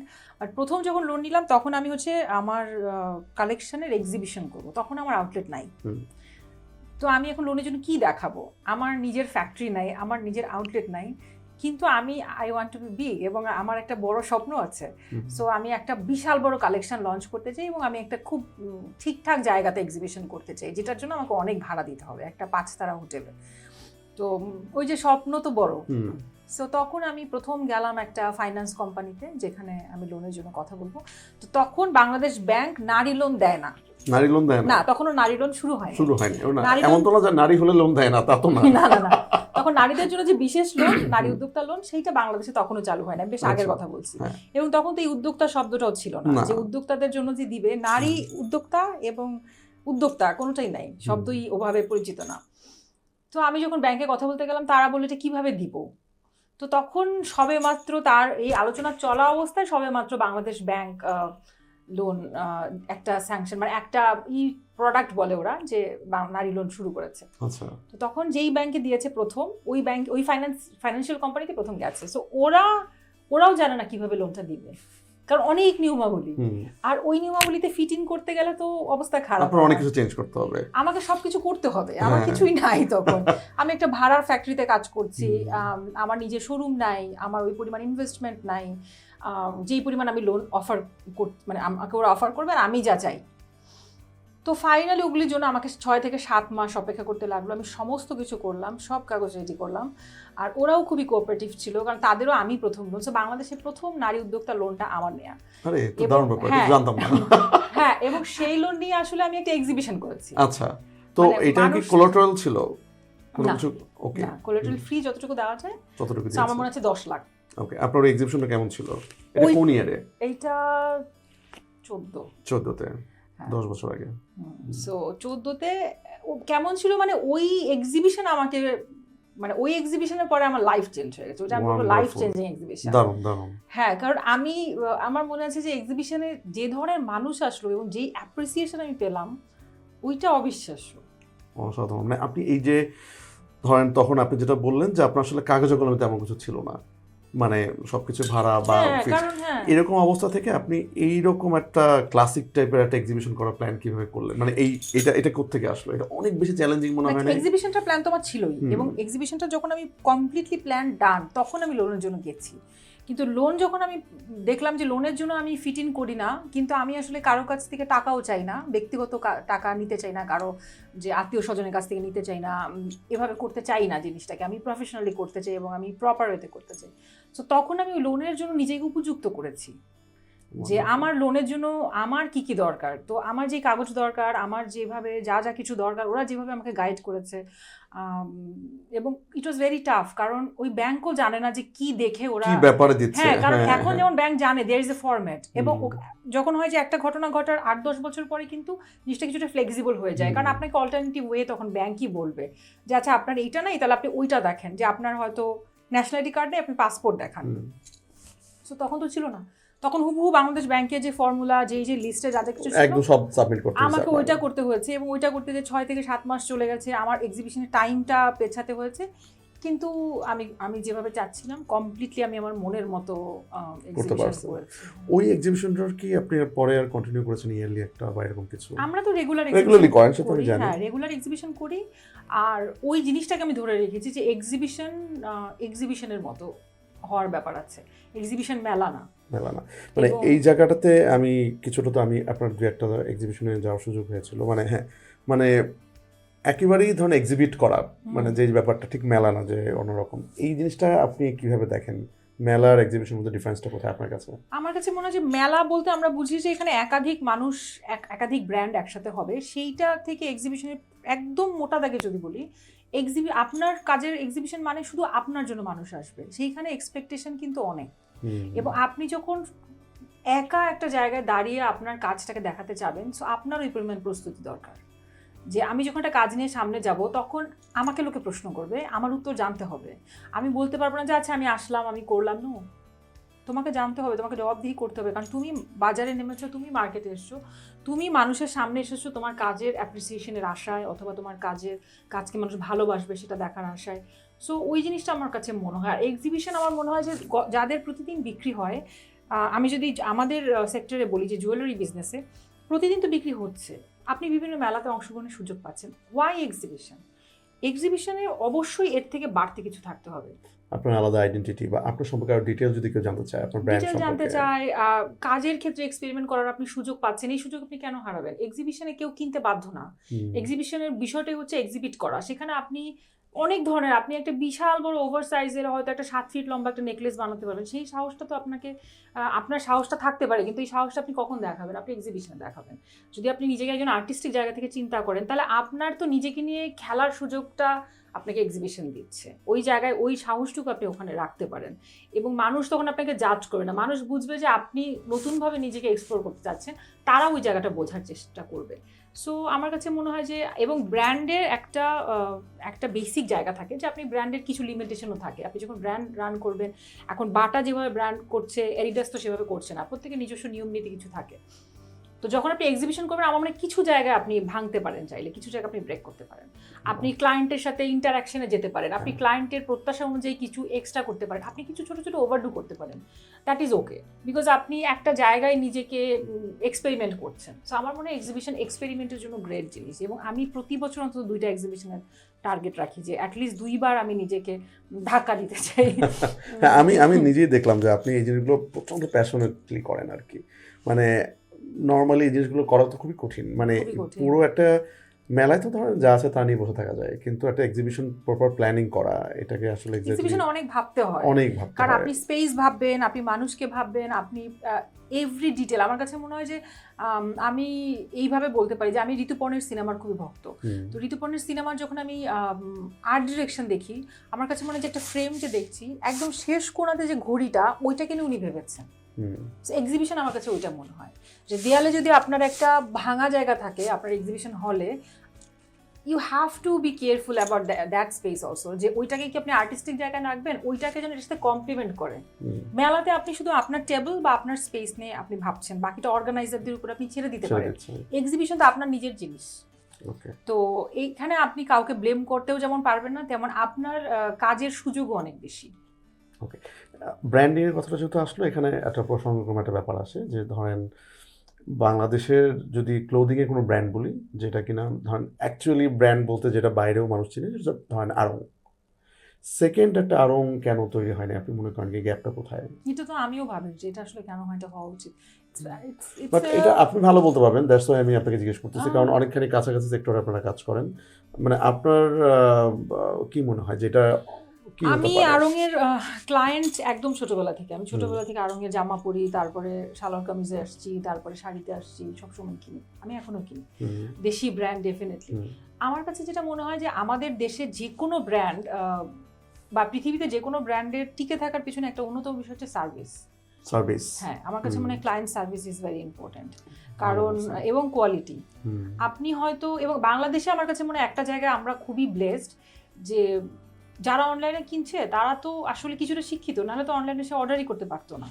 তো সেই মানুষগুলো কিন্তু অনেক ওপেন মাইন্ডেড এক জায়গায়। আমি নিজেও যেহেতু অনলাইনে কেনাকাটা করি বা অফলাইনেও যদি বলি, আমরা কিন্তু কিছু জিনিস ছাড় দিই যে আমাদের প্রোডাক্ট এ ক্লাস হবে না, কিছু জায়গায় হয়তো হবে না, কারণ আমাদের কারিগরি লিমিটেশন আছে, আমাদের ট্রান্সপোর্টেশনের জটিলতা আছে, কিছু আছে, কিন্তু সার্ভিস ইজ এ মাস্ট। আপনি কোনো দোকানে ঢুকলেন, সার্ভিস পাচ্ছেন না, আপনার কিন্তু বিরক্ত লাগবে। আপনি কোনো খাবারের দোকানে গেলেন, আপনি দেখলেন সার্ভিস নাই, প্লেটটা ময়লা, টেবিলটা আগের লোক খেয়ে গেছে, সেইভাবে আছে।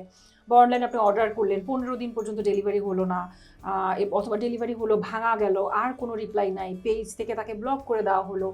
সো আমার মনে হয় যে আমার মনে হয় যে ক্লায়েন্ট সার্ভিস এবং কোয়ালিটি ধরে রাখা, এই দুইটা জিনিস আমাদের দেশে এখনও ব্র্যান্ডের বেলায় আমি মনে করি যে এই জায়গাটা আরও নজর দেওয়ার ব্যাপার আছে। সেই জিনিসটা আমার কাছে মনে হয় যে কিছুটা আড়ং সব সময় ধরে রাখার চেষ্টা করেছে। এই জন্য আড়ংয়ে যতই আমরা বলি না কেন, আড়ংয়ের এই জিনিসগুলির কারণেই আমার মনে হয় মানুষ যায়। আর একটা হচ্ছে অনেক ভেরিয়েশন। তো সেইটা আমি মনে করি সেইটা না থাকলেও বড় ব্র্যান্ড হতে পারে। মানে একটা ব্র্যান্ডের যে 500 জিনিস বিক্রি করলে সে পপুলার হবে সেটা না, কিন্তু আমার মনে হয় যে এই জিনিসগুলি খুব ইম্পর্টেন্ট একটা ব্র্যান্ডকে বড় করার জন্য। যে কোনো ব্র্যান্ড, সেক্ষেত্রে client service is a must. ক্লায়েন্টের জন্যই আসলে আমরা কাজ করছি। ক্লায়েন্টে যদি আরাম না পায়, ক্লায়েন্টে যদি দিনের শেষে বিরক্ত থাকে, আমরা চিন্তা করি, অনেকেই যেমন বলে, এবং আমি অনেক সময় পেজেও দেখি, দ্যাটস ফানি, যে একজন ক্লায়েন্ট গেলে কিছু যায় আসে না। একজন ক্লায়েন্ট গেলেই যায় আসার কথা, কারণ আমরা যারা রিটেইলে কাজ করি আমরা একজন ক্লায়েন্টকে নিয়ে কাজ করছি। মানে এগুলো কি রিয়েলি পেজে লেখে যে একজন ক্লায়েন্ট গেলে কিছু যায় আসে না? আমি তো দেখি, বিকজ আমার যেটা হয় যে আমি কিছুটা ওয়ার্কহোলিক, সো আমি যখন আমার কাজ থাকে না তখন আমি আবার অন্যরা কি কাজ করছে ওইটা দেখি, ওটা আমার কাজ, ওটা আমার রিসার্চ। তো অন্যরা কি কাজ করে তখন হয়তো আমি দেখি যে 12টার সময় একটা ছবি আপলোড হয়েছে হয়তো কোনো পেজে, ফেসবুকে বা ইনস্টাগ্রামে, 12:10 হয়তো ওই ওনার বা অ্যাডমিন কেউ আপলোড করেছে। নিচে যখন কেউ লিখলো যে এটা আপনারা ফোন ধরছেন না কেন, তখন সঙ্গে সঙ্গে এসে কেউ একজন মেসেজে গালাগালি করছে যে এত রাতে কেন রিপ্লাই করলেন, কিন্তু 2 মিনিট আগে হয়তো আপলোডই হয়েছে। So you are bound to reply, কারণ এবং তোমাকে পোলাইট হতে হবে। আর একটা জিনিস আমি আমার কাজে লেগেছে, এবিসি রেডিওতে আমি যখন কাজ করতাম, মেনশন করতে চাই রেডিওটার কথা, তখন আমাদের 1.5 মাসের মতো ট্রেনিং হয়েছে। সেখানে যখন আমরা প্রতিনিয়ত ট্রেনিংয়ে জানতে চাইতাম যে আমরা যখন ডেলিভার করব কথা লাইভ শো হতো, তখন কি চিন্তা করব। তো তখন একটা জিনিস আমাদেরকে বলা হয়েছিল, এটা আমার পরিষ্কার মনে আছে এবং জীবনে আমি ম্যাক্সিমাম ক্ষেত্রে ইউজ করি, যে একটা মানুষকে চিন্তা করে কথাটা বলা, এবং আমি একটা ভ্যালেন্টাইন্স ডে শো করব এবং আমি খুব রোমান্টিক একটা কথা বলবো রেডিওতে। আমরা বলি লিঙ্ক দেওয়া, গানের মাঝখানে লিঙ্কগুলি হচ্ছে কথা আমাদের। তো আমরা কথাটা চিন্তা করার সময় আমি যাকে আসলে এই কথাটা বললে প্রপার আবেগ দিয়ে এবং ইন্টারাকশনটা প্রপার হবে বলে ধরে নিব, তাকে চিন্তা করব। তো কারো জীবনে যদি ওইরকম সময় ওইরকম মানুষ নাও থাকে, তাকে একটা কল্পনা ধরে নিতে হবে। So it's easy. তখন জিনিসটা খুব রিয়েল টাইম একটা আসে, মনে হয় সত্যি। সো অনেকে যখন বলে যে একজন ক্লায়েন্ট গেলে কিছু হবে না, তখন আমার কাছে মনে হয় যে একজন ক্লায়েন্টকে চিন্তা করি তো কাজটা করা উচিত। ডিজাইন করার সময় কি আমরা আসলে চিন্তা করি যে এইটা ঢাকা শহরে 20,000 লোক পড়লে কেমন লাগবে, কারণ 20,000 মানুষের কানও একরকম না, গলাও একরকম না। সো আপনাকে একটা মানুষকে চিন্তা করে কোনো একটা জায়গায় একটা পয়েন্টে আসতে হয়, এবং তারপরে আপনি জিনিসটাকে ডেভেলপ করতে থাকেন। এরপরে মানুষ ম্যাচ করবে, রুচি মিলে যাবে, বিক্রি হবে, এবং কিছুটা আমি মনে করি যে কিছু জিনিস ম্যাজিকের মতো কাজ করে, কিছু জিনিস আবার খুব ভালো হলেও স্লো বিক্রি হয়। দ্যাট ইজ ফাইন, এভরিডে তো একরকম যাবে না। আপনি ধরেন শৈলী কিন্তু একটা একদমই দেশীয় ব্র্যান্ড হিসেবেই আপনি পরিচিত করতে চাচ্ছেন, বা ওইভাবে পরিচিত হয়ে এসছে। সো আপনি যখন শুরু করলেন, বাই দ্যাট টাইম তো বাইরের অনেক প্রোডাক্ট, যেমন চায়না, থাই, এগুলো থেকে অনেক, ইন্ডিয়া, এগুলো থেকে অনেক প্রোডাক্ট এসে অনেকেই হচ্ছে, যেহেতু বাই দ্যাট টাইম ফেসবুকে বিক্রি করাটা খুবই পপুলার হয়ে গেল, মানুষ ওখানে চলে আসলো, লাইভে চলে আসলো, বিক্রি করা শুরু হলো। এই গ্রুপটাকে আপনার জন্য একটা বড় প্রতিবন্ধকতা তৈরি করলো না? মানে একই রকম ক্লায়েন্টের কাছে, যেহেতু আপনি দেশীয় নিয়ে কাজ করেন এবং মোস্টলি অনেকটাই তো হাতে বানানো, বা এখানে আসলে অনেক শ্রম দিতে হয়। সো আপনার প্রাইসিং যেরকম, এক্স্যাক্টলি ওদের প্রাইসিং তো সেম হবে না, ওদের প্রাইসিং অনেক অন্যরকম হবে। তো কাস্টমারের কাছে যখন দুইটাই যায়, বা তার কাছে যখন দুইটা অপশনই থাকে, তখন কি কাস্টমার একটু দ্বিধায় থাকে না, বা আপনার মনে হয় না এটা একটা প্রতিবন্ধকতা ছিল আপনাদের জন্য? একটা তো আমি দ্বিমত করবো যে দুইটা প্রোডাক্ট একই কাস্টমারের কাছে যায় না। আচ্ছা। কারণ এটা আপনি দেখবেন যে যারা অর্গানিক জিনিস ব্যবহার করে তারা কখনোই ফ্যাক্টরি মেড জিনিসপত্র ব্যবহার করবে না। যে হাতে বানানো ব্যাগ ব্যবহার করবে সে কখনোই প্লাস্টিক ব্যবহার করবে না। সো এটা একদম শিওর শর্ট গেম, যে এখানে কোনোভাবে খুব ভালো একটা নিশ তাহলে নিয়ে কাজ করেন। এক হচ্ছে এটা না, এটাকে আমি নিশ বলবো না, এটা আমি এই সেন্সে বলবো যে এখন গত 5 বছর বা 7 বছরে আমার কাছে যেটা মনে হয় যে এখন আসলে মানুষ এক হচ্ছে ব্র্যান্ড কিনে, মানুষ প্রোডাক্ট কিনে না। দ্বিতীয়ত হচ্ছে মানুষ আইডিয়া কেনে, মানুষ আসলে প্রোডাক্ট কিনে না। তো আপনি যখন ইন্টারেস্টিং কোনো আইডিয়া ডেভেলপ করতে পারবেন তখন মানুষ এটা কিনবে। চায়না বা ইন্ডিয়া কোনো ধরনের আইডিয়া ডেভেলপ করতে পারবে না, কারণ তারা বাল্কে প্রোডাকশন করছে 5টা দেশে মিনিমাম যাচ্ছে একই প্রোডাক্ট, একই কানের ঝুমকা। সেটা ইন্ডিয়াতে আপনি ওই চকবাজারেও পাচ্ছেন, চাঁদনি চকে পাচ্ছেন, নিউ মার্কেটে পাচ্ছেন, আমাদের এখানে পাচ্ছেন, রাস্তায় পাচ্ছেন। সো সেটার কোনো target customer, there is no story. আচ্ছা, শৈলী আসলে গল্প বিক্রি করে, আমার কাছে মনে হয় শৈলী গয়না বিক্রি করে। বাহ।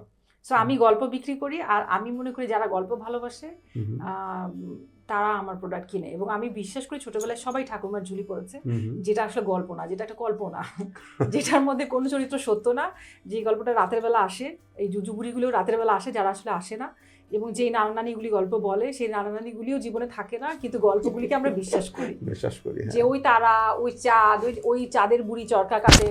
সো এভরিথিং ইজ দেয়ার, এবং এটা আমাদের মনের ভেতরে। সো আমার মনে হয় যারা গল্প ভালোবাসে, আমরা বাঙালিরা গল্প ভালোবাসি, সো আমি ভালোবাসি, সো আমি আসলে গল্প বিক্রি করি। আমার এখানে কারো কোনো কম্পিটিশন নেই, আমার কম্পিটিশন আমার সাথে, কারণ গল্প কিন্তু একই গল্প বেশি দিন আমরা শুনতে চাই না। তো এই জায়গাটায় তো আপনি দেখবেন যে একটা মানুষ কারা গয়না কেনে, যারা খুবই রুচিশীল এবং যাদের মনের ভেতরে ওই শিশু সুলভ আনন্দের জিনিসটা আছে। একটা দুঃখী মানুষ তো গয়না কিনবে না। কেন দুঃখী মানুষ গয়না কেন দুঃখী মানুষ এত দুঃখে থাকবে, সে আসলে বাসা থেকে বের হয়ে কেনাকাটার অবস্থায় যেতে তার সময় লাগবে। আমি মনে করি কোনো একটা মুহূর্তে তার একটা আনন্দের উৎস খোঁজার জন্য হলো সে গয়নাটা কেনে, বা যে কোনো কিছুর মধ্যে সে যায়, একটা ভেরিয়েশন খোঁজে লাইফ, একটা কফি খেতে যায় মুড সুইং, মুড বুস্টিং এর জন্য। সো সেই মানুষটা নতুন নতুন গল্প লাগে। সো আমার মনে হয় আমার সাথে আমার কম্পিটিশন, কারণ আমাকে প্রতিনিয়ত নতুন গল্প তৈরি করতে হয়, আর গল্পগুলিকে আমি ফেক করতে চাই না। সো আমার নিজের জীবনকে অনেক বৈচিত্র্য লাগে, এবং আমার জীবনে এই জন্য আমি অনেক কিছু করি। অনেকে বলে আপনি কি করে করেন?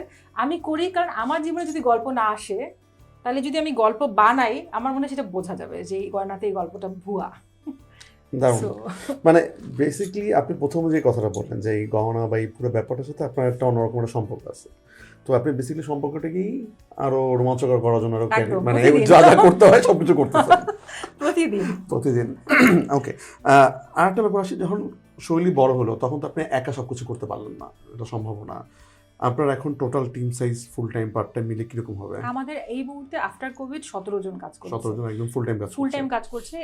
এদের পাশাপাশি আমাদের আর ফুল টাইম এখন, মানে কোভিডের পরে আমরা কিছু মডেল চেঞ্জ করেছি। যেমন আমাদের অনেক স্টুডেন্টরা কাজ করে, যারা পার্ট টাইম ডেলিভারির কাজ করে, পার্ট টাইম অফিসে কাজ করে, অনলাইন অ্যাডমিন যারা, তারা ফুল টাইম কাজ করে না, বাট 17 তারা কমপ্লিটলি ফুল টাইম কাজ করে অফিস সেটআপে, এর বাইরে ফ্যাক্টরি। এদেরকে তো ধরেন আপনার অনেক কিছু শেখাতে হলো, কারণ এরা তো জানে না।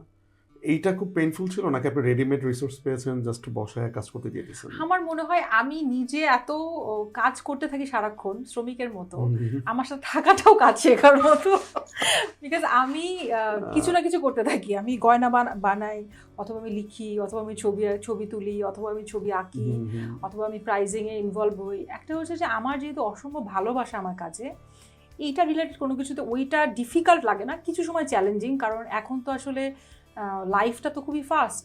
মানুষের ধৈর্য ধরে ট্রেনিং করা, ওয়ার্কশপ করা, শেখা, এবং তারপর একটা চাকরিতে ওটাতে প্রয়োগ করা, ধৈর্যটা আমার কাছে মনে হয় যে এখনকার দিনের ডিফিকাল্ট লাগে, যাকে আমি কাজে নিচ্ছি বা যারা নতুন আসছে। সো এইটা চ্যালেঞ্জিং লাগে, কিন্তু শেখানোর জায়গাটা চ্যালেঞ্জিং লাগে না, কারণ শেখাতে গেলে নিজে অনেক কিছু শিখি। আবার নতুন মানুষ যারা আসে তারা অনেক ইন্টারেস্টিং। নতুন জেনারেশন যখন আসে, ধরেন 18 থেকে 20-এর মধ্যে যারা আসে, ওদের চিন্তার জায়গাটা ডিফারেন্ট। তো ওদের সাথে কথা বলতে গেলে তখন আমার অনেক ইন্টারেস্টিং লাগে, এবং তখন আমার কাছে মনে হয় যে ওদেরকে বোঝানোর জন্য আমাকে নতুনভাবে একটা কি বলবো এটাকে, মানে ডেলিভারিটা ওরকম করতে হয়। আমি তো আর আমার মতো করে বললে ওদের সাথে মিলবে না। আপনার ডিজাইনগুলোকে কপিরাইট করা? না, কপিরাইট সব ডিজাইন করা যায় না, কারণ একটা কোয়ান্টিটি পর্যন্ত বানালে কপিরাইট করা সম্ভব। সো আমরা যখন খুব এক্সক্লুসিভ বানাই, আফটার ধরেন 10,000 থেকে 50,000 পর্যন্ত যেই জাঙ্ক জুয়েলারি বা ইমিটেশন জুয়েলারি, ওগুলো আমরা অনেক প্রোডাকশন করি না। আমাদের স্পেশালিটি হচ্ছে লিমিটেড এডিশন। আপনি যখনই কিনবেন কোনোটা 12 piece, 15 piece, 20 piece, 30 piece, highest 50 পিসের বেশি আমরা করি না। So copyright is difficult. কপিরাইটে একটা বড় অ্যামাউন্ট কপি মানে করলে সেটা আপনি প্রবলেমে পড়েন না? না, প্রবলেম কপি করে না কেউ। হ্যাঁ, কিন্তু মজা হচ্ছে যে এই কপিটা দীর্ঘদিন করতে, এবং আই ওয়াজ ভেরি স্যাড যে এত লোক কপি করছে। এই ব্যাপারটা একটু জানতে চাই, এটা কিভাবে? হ্যাঁ, একটা হচ্ছে প্রথমে আমি বুঝলাম, একদিন আমি পুরান ঢাকায় যাচ্ছি, আমি রেগুলার পুরান ঢাকা যাই, আমার গো টু প্লেস হচ্ছে পুরান ঢাকা যে কোনো জায়গা। তো একদিন যাচ্ছি পরে দেখলাম যে আড়ং পাঞ্জাবি, আড়ং শুজ, আড়ং অমুক, আড়ং তমুক ভরা একটা পুরো রাস্তাতে, পুরান ঢাকা অনেকেই রাস্তা, পুরান ঢাকার নাম হচ্ছে আড়ং মানে জুতার দোকান, কাপড়ের দোকান, আচ্ছা। তারা আড়ংকে নিয়ে এবং হয়তো রটা বয়শূন্য র অথবা চেঞ্জ করে কোনোটা ডিরেক্ট লিখেই চলছে। তো তখন আমার কাছে মনে হলো যে এইটাও তো কপি হচ্ছে। আড়ং তো এই কপি করা নিয়ে ব্যস্ত না, আড়ং তো কোনোদিন এসে ওদেরকে জিজ্ঞেস করে না যে ভাই আপনারা কেন কপি করলেন। তো আমি যদি জীবনে আগাতে চাই তাহলে আমার আশেপাশে পেছনে ডানে বামে কি হচ্ছে সেটা নিয়ে ওরা আমাকে ভাবছে, ওরা ব্যস্ত থাকবে, আমি ওদেরকে নিয়ে ব্যস্ত থাকবো না। বিকজ ওরা কপি করছে মানে ওরা আমার থেকে এক ধাপ পেছনে, ওরা ফিলোসফি। হ্যাঁ, সো আমার প্রথম কথা হচ্ছে ওদেরকে ভাবা বন্ধ করেছে। দ্বিতীয়ত হচ্ছে এটা কিভাবে আমি ঠেকিয়েছি, যে ধরেন ক্লায়েন্ট যেন বিব্রত না হয় সেটার জন্য যেটা করি, আমরা ফুল প্রোডাকশন শেষ করি, তারপরে আমরা লঞ্চ করি। সো তাতে যেটা হয় যে আমাদের প্রোডাক্টের আসলে যেহেতু কোয়ান্টিটি কম থাকে এবং এত বছর হয়ে গেছে, 13 বছর হয়েছে শৈলী, সো আমাদের নিজস্ব ক্লায়েন্ট বেস আছে। সো আমাদের 7 থেকে 10 দিনে 70% to 80% সেল হয়ে যায়। একটা গয়না কপি করতে মিনিমাম 15 থেকে 20 দিন লাগে, কারণ আমরা একটু কমপ্লিকেটেড প্রসেসে কাজ করি, মানে মিনিমাম 3টা স্টেজে কাজ করি। এটা ইচ্ছা করে করেন? এটা ইচ্ছা করে করি। এটা আমার মজা, আমার গয়না আমি যেভাবে খুশি বানাবো, ইটস মাই। তো যখন ওরা কপি করতে যায় ততদিনে আমাদের বিক্রি হয়ে যায়।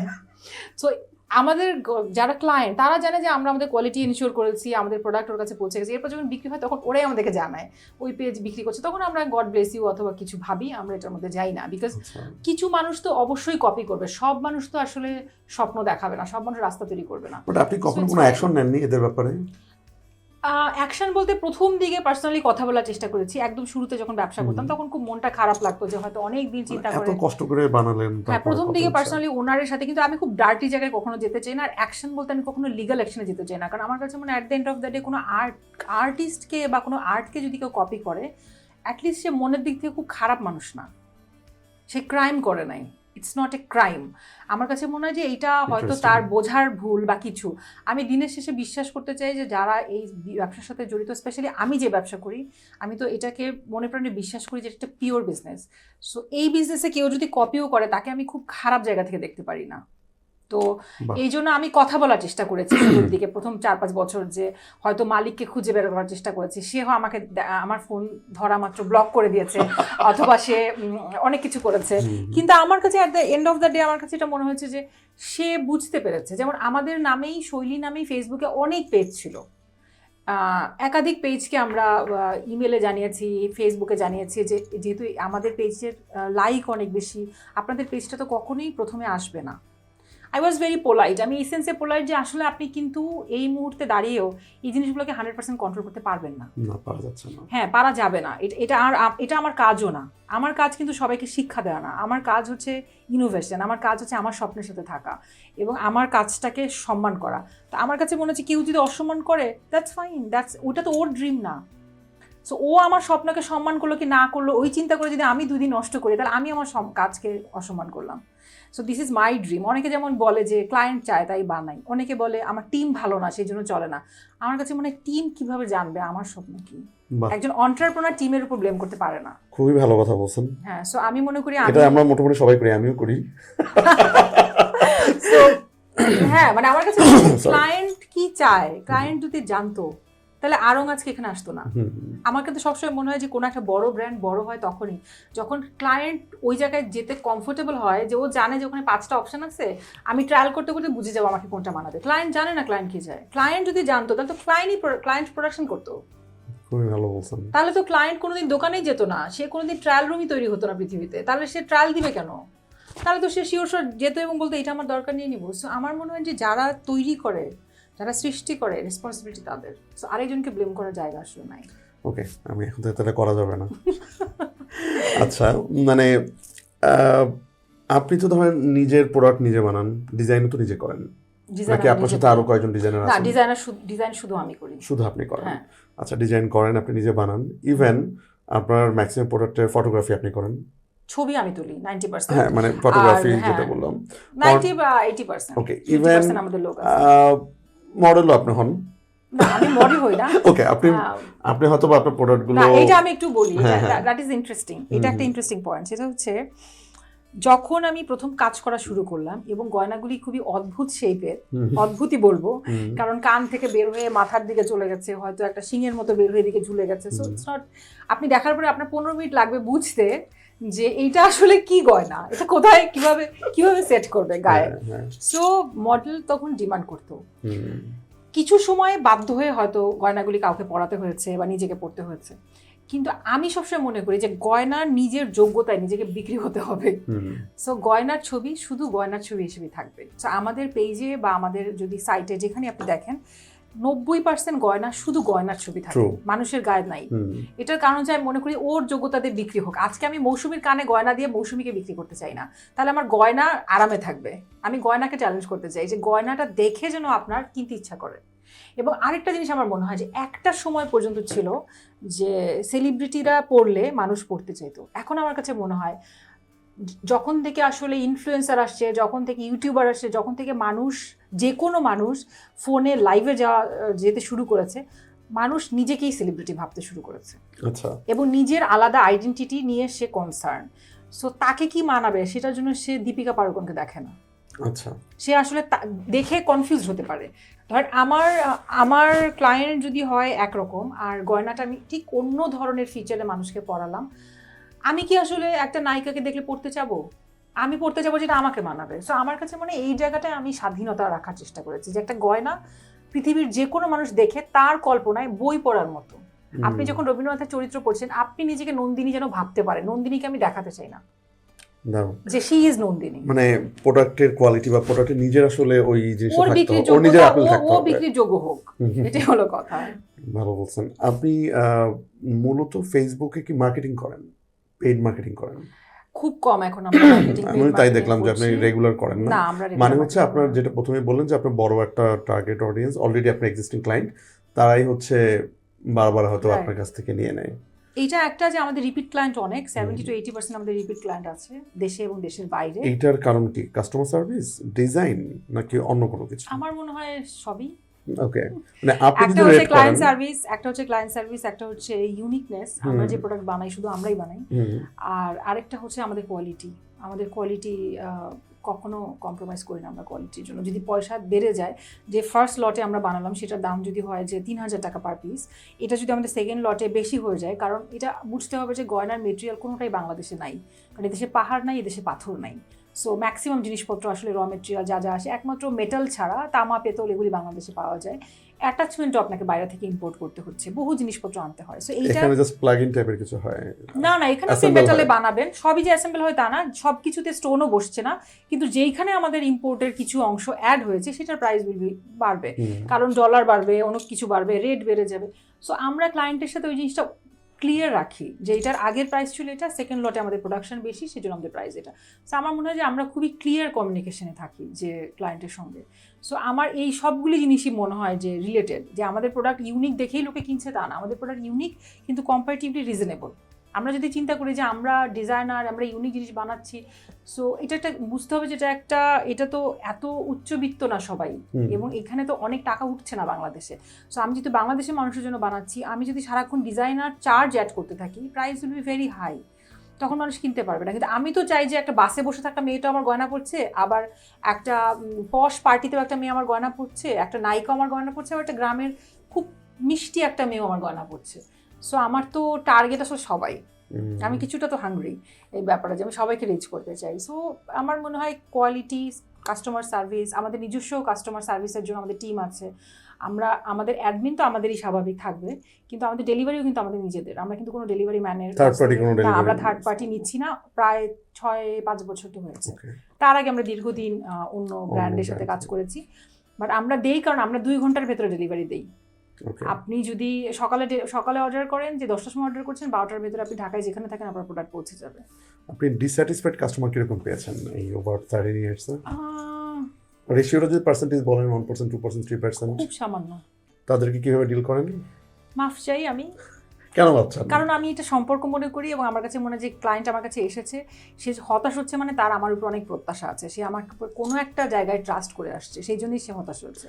কোনো ডিস্যাটিসফাইড কাস্টমারকে আপনাকে খুবভাবে একদম ভেঙে দিতে পারছিল যে আপনি একদমই ডিস্যাটিসফাইড? ওটা আমাকে পারে না, আমার মনে হয়। আমি এত ভালোবাসা দিয়ে শুরু থেকে কথা বলি যে কারণ আমি মেনে নেই। আমার কাছে মনে হয় যে আমিও তো একজন ক্লায়েন্ট, আমারও ডিসস্যাটিসফ্যাকশনের জায়গা থাকে। আমি যখন কিছু অর্ডার করি ভুল হয় না, এবং আমরা যেমন আমাদের রিটার্ন অপশন আছে, আমাদের রিপেয়ার অপশন আছে, আমাদের সব ধরনের কাস্টমার যেন স্যাটিসফাইড হয়, এই জিনিসগুলো আমাদের আছে। সো যেটা হয় যে ক্লায়েন্ট কখন আপনার উপরে বিরক্ত হবে, যখন আপনি একটা অর্ডার ডেলিভার করার পর সব দরজা বন্ধ করে রেখেছেন, তখন ক্লায়েন্ট টেনশনে থাকে। তো আমরা ওই জিনিসগুলি রাখি, আমাদের ঠিকানা আছে, আমাদের প্রোডাক্টের ডিটেল আছে। আপনি যদি মনে করেন ছবি দেখে আপনি হ্যাপি না, তখন আমরা আপনাকে ভিডিও পাঠাবো, যদি অনলাইন হয়। অফলাইনে আপনি হাতে ধরে দেখতে পাচ্ছেন, আপনি পরে দেখতে পাচ্ছেন, ট্রায়াল করতে পারছেন। আপনার ওখানে যাওয়ার পরে যদি আপনার ভালো না লাগে, পছন্দ না হয়, আপনি সেই জায়গাটাও কথা বলতে পারবেন, চেঞ্জ করতে পারবেন। আপনার রিপেয়ার করে দিব আমরা গয়না। সো এত সার্ভিসের পরে আমার মনে হয় না অনেকে রাগ হয় আমাদের উপরে। এত রাগ হয় না, আমার ক্লায়েন্ট ভালো বলতে পারবে, বাট আমার ক্লায়েন্টদের কারণেই তো আমি এখানে। সো আমার মনে হয় রাগ হলে আমি মেনে নেই, ইটস ফাইন। আপনার ক্লায়েন্ট তো সবাই আপনাকে চিনে? এটা ক্লায়েন্টরা বলতে পারবে, আমি জানি না সবাই চিনি কিনা, কিন্তু আমি অনেক ক্লায়েন্টকে চিনি। আপনি অনেক ক্লায়েন্ট কিভাবে চেনেন? আমি চিনি কারণ আমি প্রত্যেকদিন 1 ঘন্টা হলেও আমি দেখি পেজে ঢুকে যে কারা অর্ডার করলো, কারা এখন দেখছে, এবং প্রতি মাসে আমরা দেখি যে কারা রেগুলার ক্লায়েন্ট এসছে, রিপিট ক্লায়েন্ট কারা এসছে। অনেক ক্লায়েন্ট আমাকে পার্সোনালি কথা বলে, অনেকে আমার সাথে ফেসবুকে অ্যাড হয়, অনেকের সাথে আমি দেখা করি, অনেক। এবং আমি যেহেতু ব্রাইডাল গয়না বানাই, তো সেই সব ক্লায়েন্টের সাথে আমাদের 1 বছর 6 মাস মিনিমাম বসে মানে সিটিং নিতে হয়, তার কথা শুনতে হয়। আবার অনেক ক্লায়েন্ট আছে আমাদের যাদের পরিবারে 6 থেকে 7 জন আমাদের ক্লায়েন্ট, তো তাদের পরিবারের সবাইকে আমি চিনি, তারাও আমাকে চিনে, তারা আমার সাথে যোগাযোগ হচ্ছে, তাদের সাথে যোগাযোগ হচ্ছে। সো হ্যাঁ, আপনি যখন ধরেন এমন তো হয় যে আপনি কোনো একটা প্রোগ্রামে গেলেন, সেখানে চিনেন না এমনকি হয়তো বা আপনার বানানো অর্নামেন্টস পড়ে আছে, কেমন লাগে? খুব ভালো লাগে। খুব ভালো লাগে। শুধু এটা না, ভালো লাগে না, বারবার করে তাকান যে পড়ে আছে, সেও আমার দিকে তাকায়, তো কনফিউজড হয়ে যায় না? সে কি মানে মনে করে না যে আপনি তার গহনাটা পছন্দ করলেন, নাকি ছো মেরে বা টান দিয়ে ধরতেন? আপনি ওই করে তাকান। আমার খুব ভালো লাগে। আমার কাছে মনে হয় যে আমি খুব স্পেশাল ফিল করি, এবং আমার মনে হয় তখন আমি কমফোর্টেবল হয়ে যাই যে কোনো অচেনা পরিবেশেও।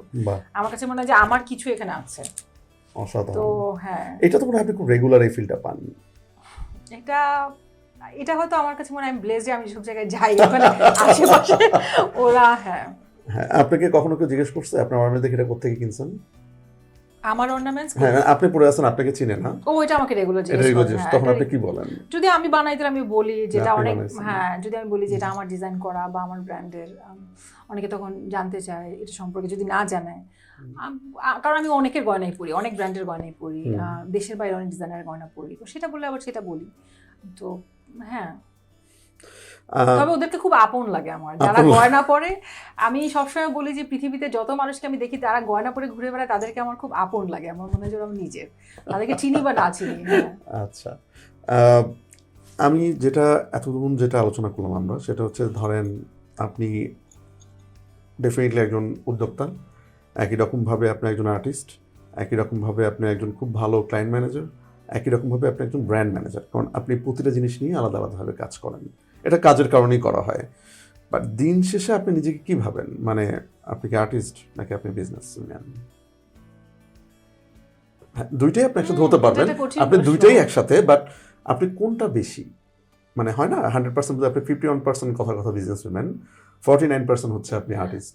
এইটা যদি আমি এইভাবে বলি যে আমি আসলে বিশ্বাস করতে চাই যে আমার আর্টিস্টিক সত্তাটা আমার প্রধান, তখন আমার কাজ করতে সুবিধা হয়।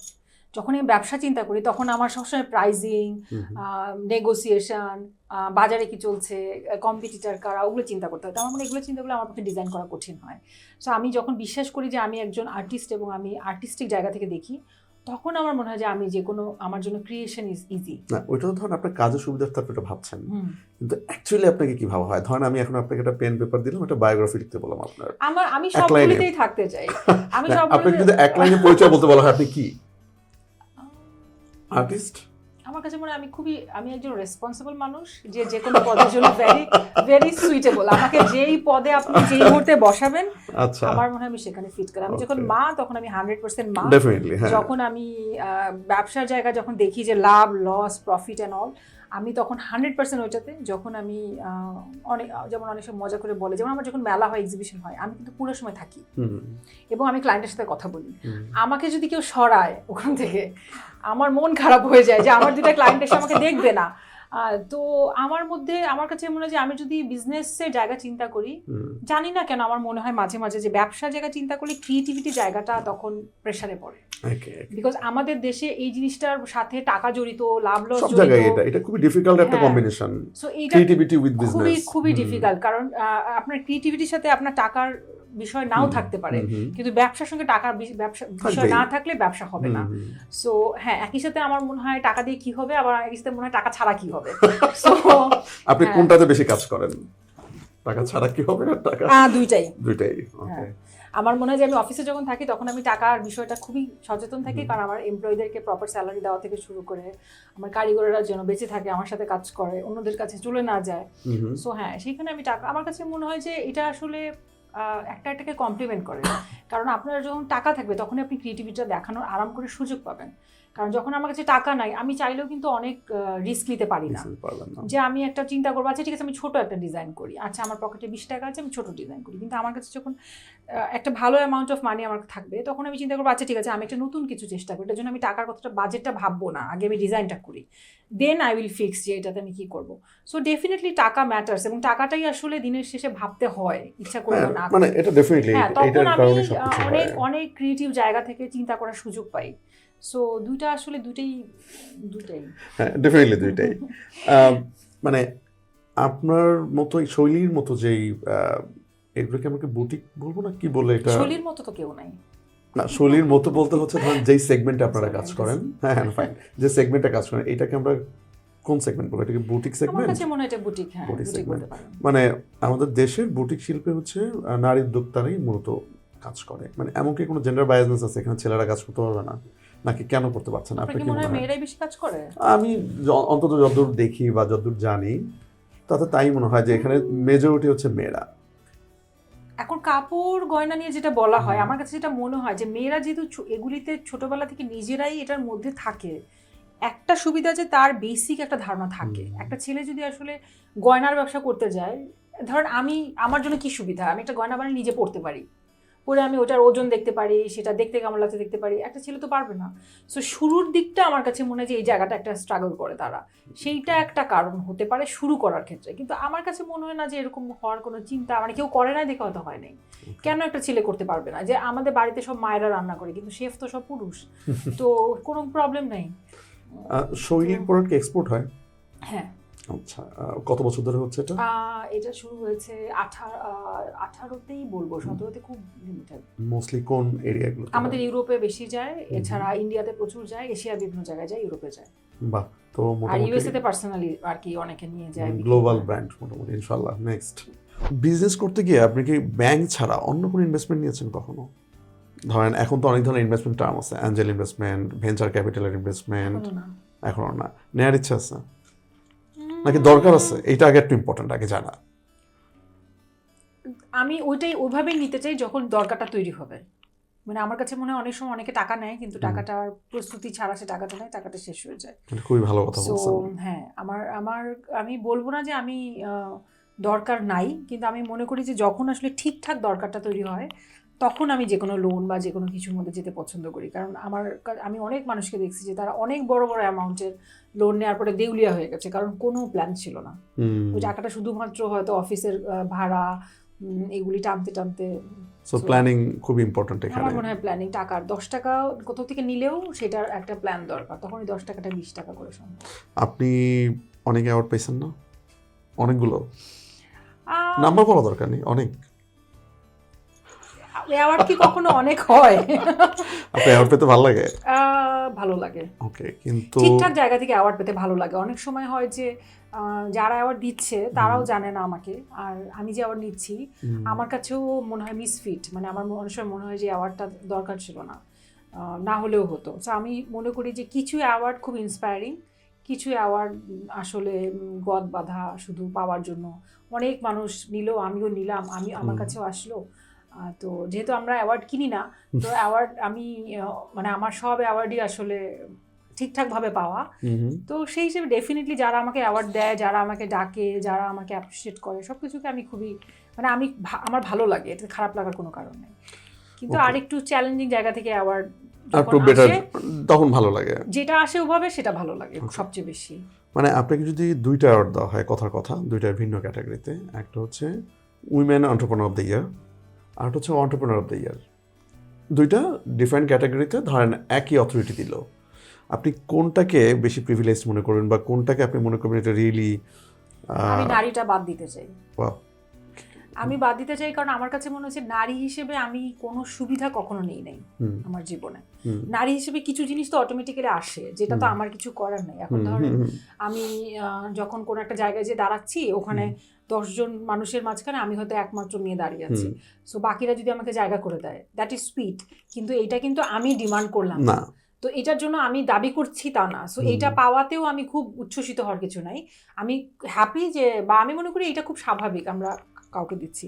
কিন্তু উদ্যোক্তা হিসেবে আমি নিজেকে নারী হিসেবে কোথাও কোনো বাড়তি সুবিধা নেয়ার বা দেয়ার অথবা এটার জন্য কোনো একটা এক্সট্রা কিছু ফাঁকিবাজি করার আমি কখনো করি নাই।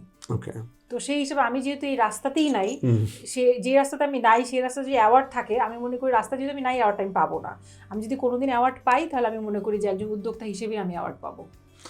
ওকে, এবার একটু অন্য টপিকে আসি। আমরা তো এতক্ষণ কথা বললাম মোস্টলি হচ্ছে মানে ব্র্যান্ড শৈলীর ব্যাপারে, এখন একটু ব্যক্তিশৈলীর ব্যাপারে একটু কথা বলি। হ্যাঁ, মানে খুব বেশি কিছু না, যেটা হচ্ছে যে আমি বা আমরা যারা আপনাকে ফেসবুকে বা ইনস্টাতে ফলো করি, তারা দেখি আপনি খুবই হ্যাপেনিং লাইফ লিড করেন, আজ এখানে কাল ওখানে, খুবই দৌড়ঝাঁপ চলতেছে, লাভঝাপ চলতেছে এবং কাজ চলতেছে, প্রচুর কাজ চলতেছে, এবং আপনি খুব ব্যস্ত থাকেনও। আমার সাথে আপনার যতবারই আলাপ হলো ততবারই কিন্তু আমরা আসলে ব্যস্ততা, কাজ এগুলো নিয়ে আলাপ করি, সেখানে দেখা যায় যে আপনি এক্সট্রিমলি অকুপাইড থাকেন।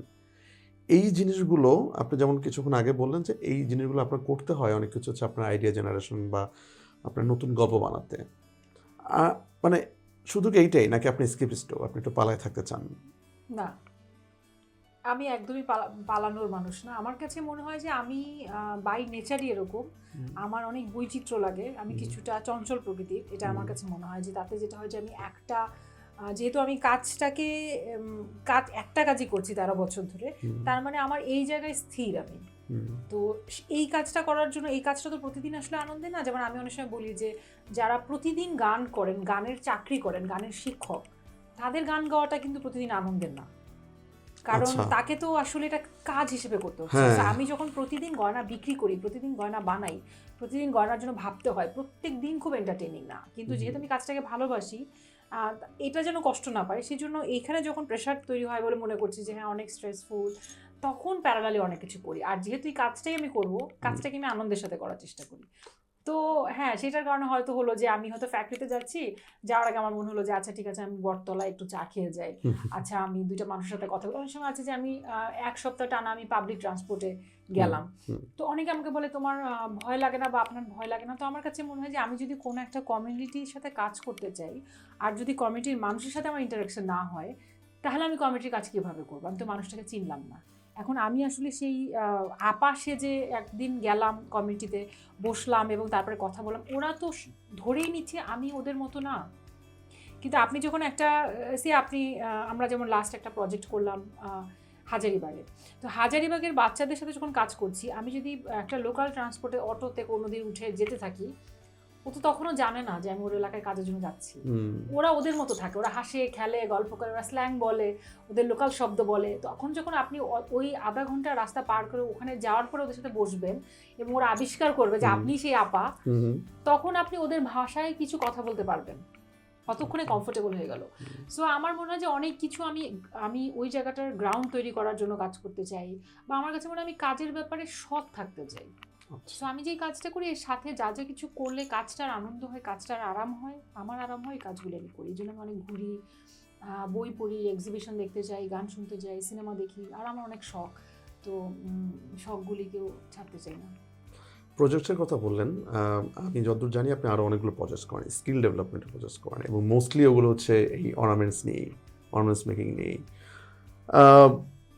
এই আইডিয়াটা কীভাবে আসলো? মানে আপনি তো ধরেন বিজনেস করেন, আপনি ডিজাইন করেন, এখন আবার আরেকজনকে শেখানোর দায়িত্বটা কেন নিলেন? এটা আসলে হঠাৎ ঘটলো। একবার আমার বাবার যখন ক্যান্সার হলো, সেটা কোভিডের সময়, তো কোভিডে তো আমরা খুব আইসোলেটেড হয়ে গেছিলাম, একদম একা। তো যখন একদম করোনা কেবল শুরু হলো বাংলাদেশে, এপ্রিল মেতে, এপ্রিলের এন্ডে, মের শুরুতে। তো তার 1-2 মাস পরে আমার বাবার ব্লাড ক্যান্সার ধরা পড়লো। তো তখন আমার কাছে একটা অদ্ভুত, সবার মতোই আমিও তো একটা জার্নির মধ্যে দিয়ে গেছি। তখন আমার কাছে মনে হচ্ছিল যে আমার কাজগুলির কাছে কেউ আসতে পারছে না, কারণ বাসা থেকে কেউ বেরোচ্ছে না, সো আমার আউটলেটে কেউ আসছে না, আমি কারোর কাছে যাচ্ছি না, আমি আমার বাবাকে নিয়ে হাসপাতালে যে একা বসে থাকছি।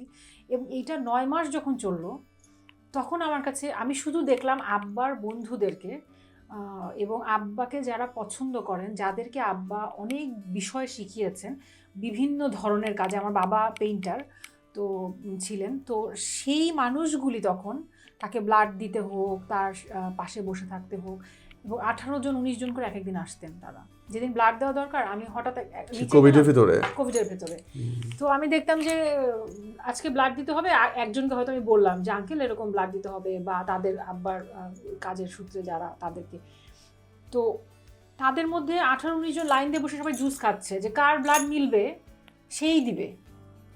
তো আমার তখন মনে হচ্ছে যে আমি আসলে একটা সময়ের পরে কারা আমার পাশে এসে বসবে, কাদের কাছে আমি যাব, কারা এই কথাটাকে মনে রাখবে।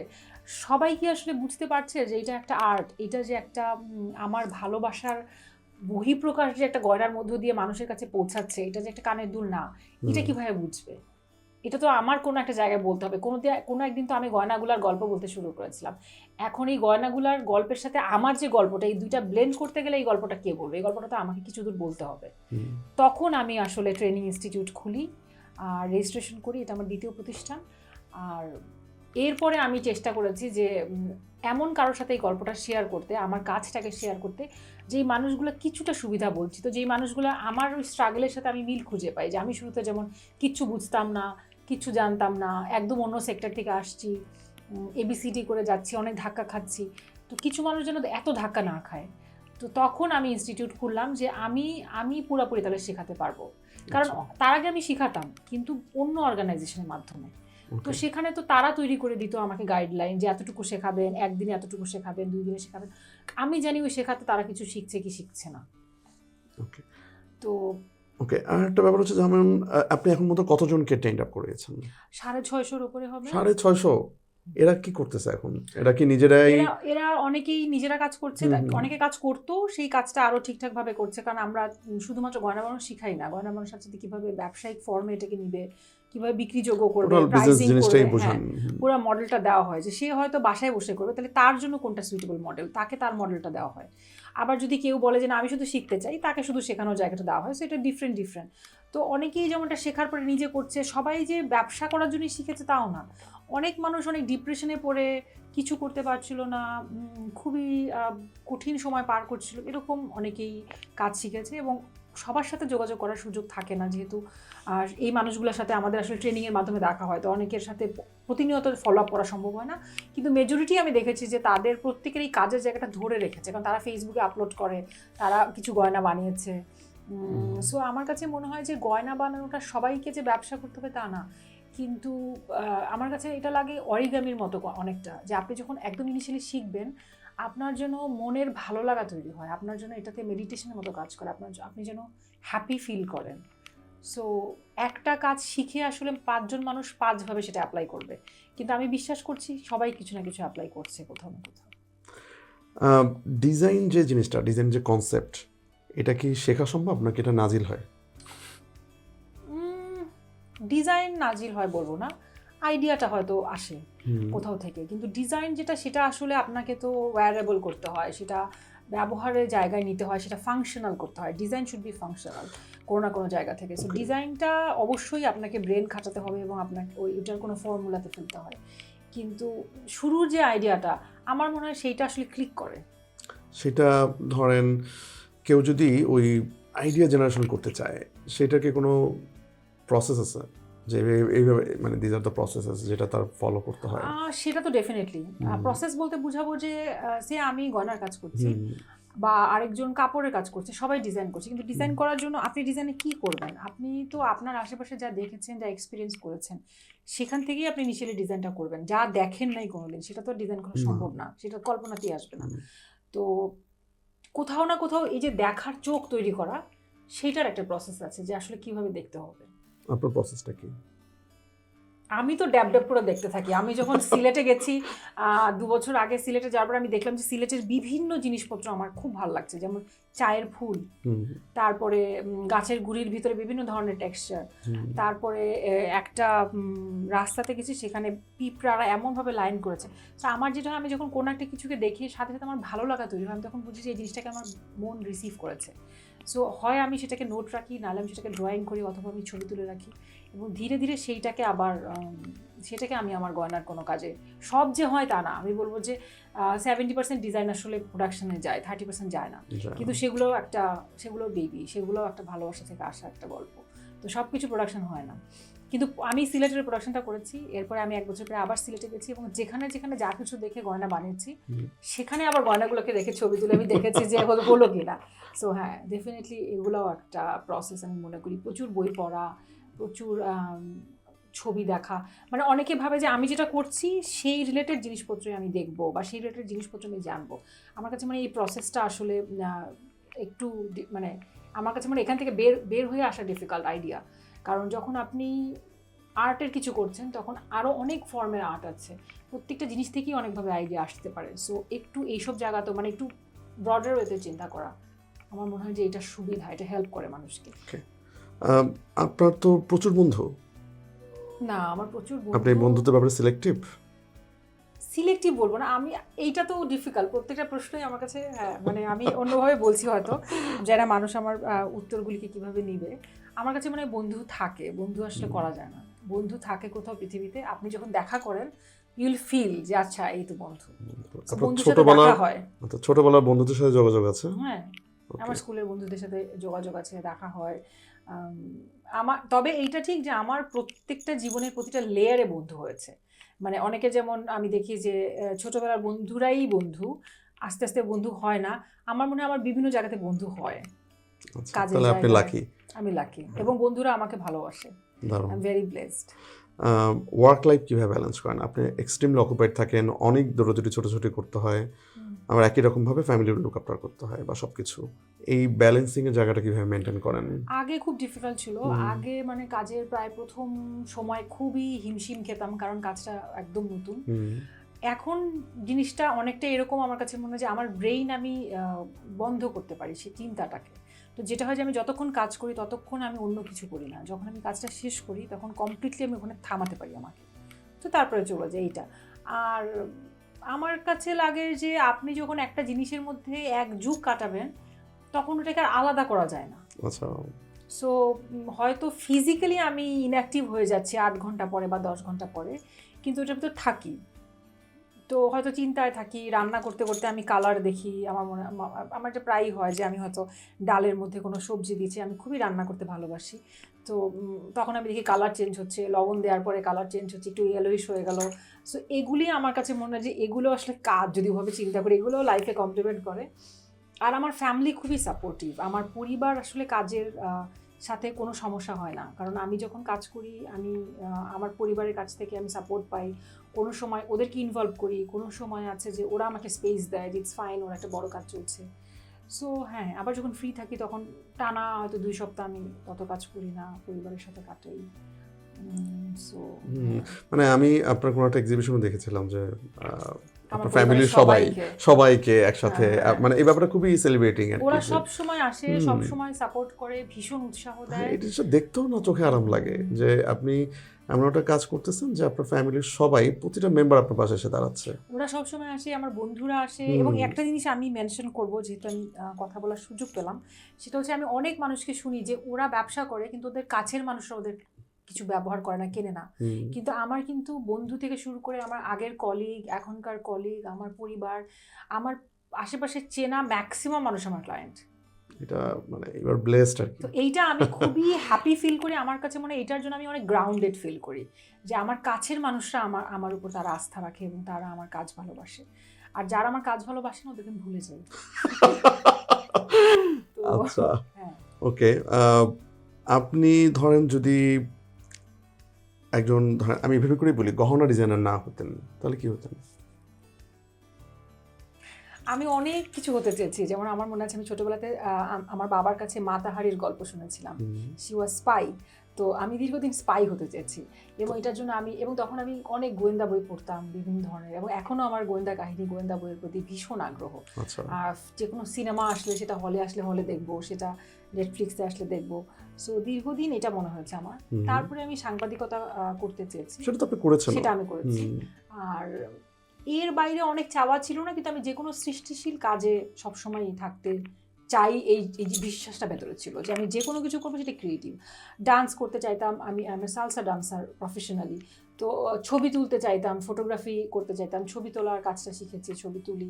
আর এখন তো কাজের জন্য প্রচুর ছবি তুলতে হয়, গয়নার ছবি তুলতে হয়, রেফারেন্সের ছবি তুলতে হয়। তো হ্যাঁ, আজকের জন্য লাস্ট প্রশ্ন, মানে যেটা আমি সবাইকেই করি মোটামুটি আমার গেস্টদের, সেটা হচ্ছে যদি ধরেন এই মুহূর্তে আপনাকে আবার ছোটবেলার মতো এইম ইন লাইফ রচনা লিখে বলা হয় যে আপনি কি হতে চান বড় হয়ে, সো আপনি এখন বড় হয়ে কি হতে চান, আরো বড় হয়ে? আমি যে কাজটা করি এটা আমি ধরে রাখতে চাই এবং এর থেকে বেটার করতে চাই। এর বাইরে আমি অন্য কিছু করতে চাই না। আমার মনে হয় যে জন্মের পর থেকে যেমন আমরা শুনে আসছি যে চাঁদের বুড়ি চরকা কাটে, আমাকে যেন মানুষ মনে রাখে যে শেষ পর্যন্ত যে শৈলী আসলে গয়না বানায়। তো গয়না থেকে আমি আমাকে কোনোদিন বিচ্ছিন্ন করতে চাই না, আর আমি আরও বেটার কোয়ালিটির কাজ করতে চাই। মানুষ যেন এক বাক্যে বলতে পারে যে শৈলীর গয়না আসলে শৈলীর গয়না। তো অসাধারণ, থ্যাংকস আ লট। আমরা শিওর যে এই গল্প আমরা চাইলে আরো 1-2 ঘন্টাও স্ট্যান্ড করতে পারি, আর আপনার সাথে গল্প করতে আমার সবসময় খুবই ভালো লাগে, এটা একদম সত্যি কথা। কিন্তু আজকে আমি অনেক কিছু জানছি। আমি শিওর যে এইটা যারা দেখবেন আমাদের এই কনভারসেশন, তারা হয়তো অনেক নতুন কিছু ইনসাইট পাবেন। থ্যাংক ইউ আজকের জন্য। আমি মানে আশা করি হয়তো আমরা আরেক সময় অন্য কোনো টপিক আরো ডিটেল আলোচনা করবো। Thank you, thanks for coming.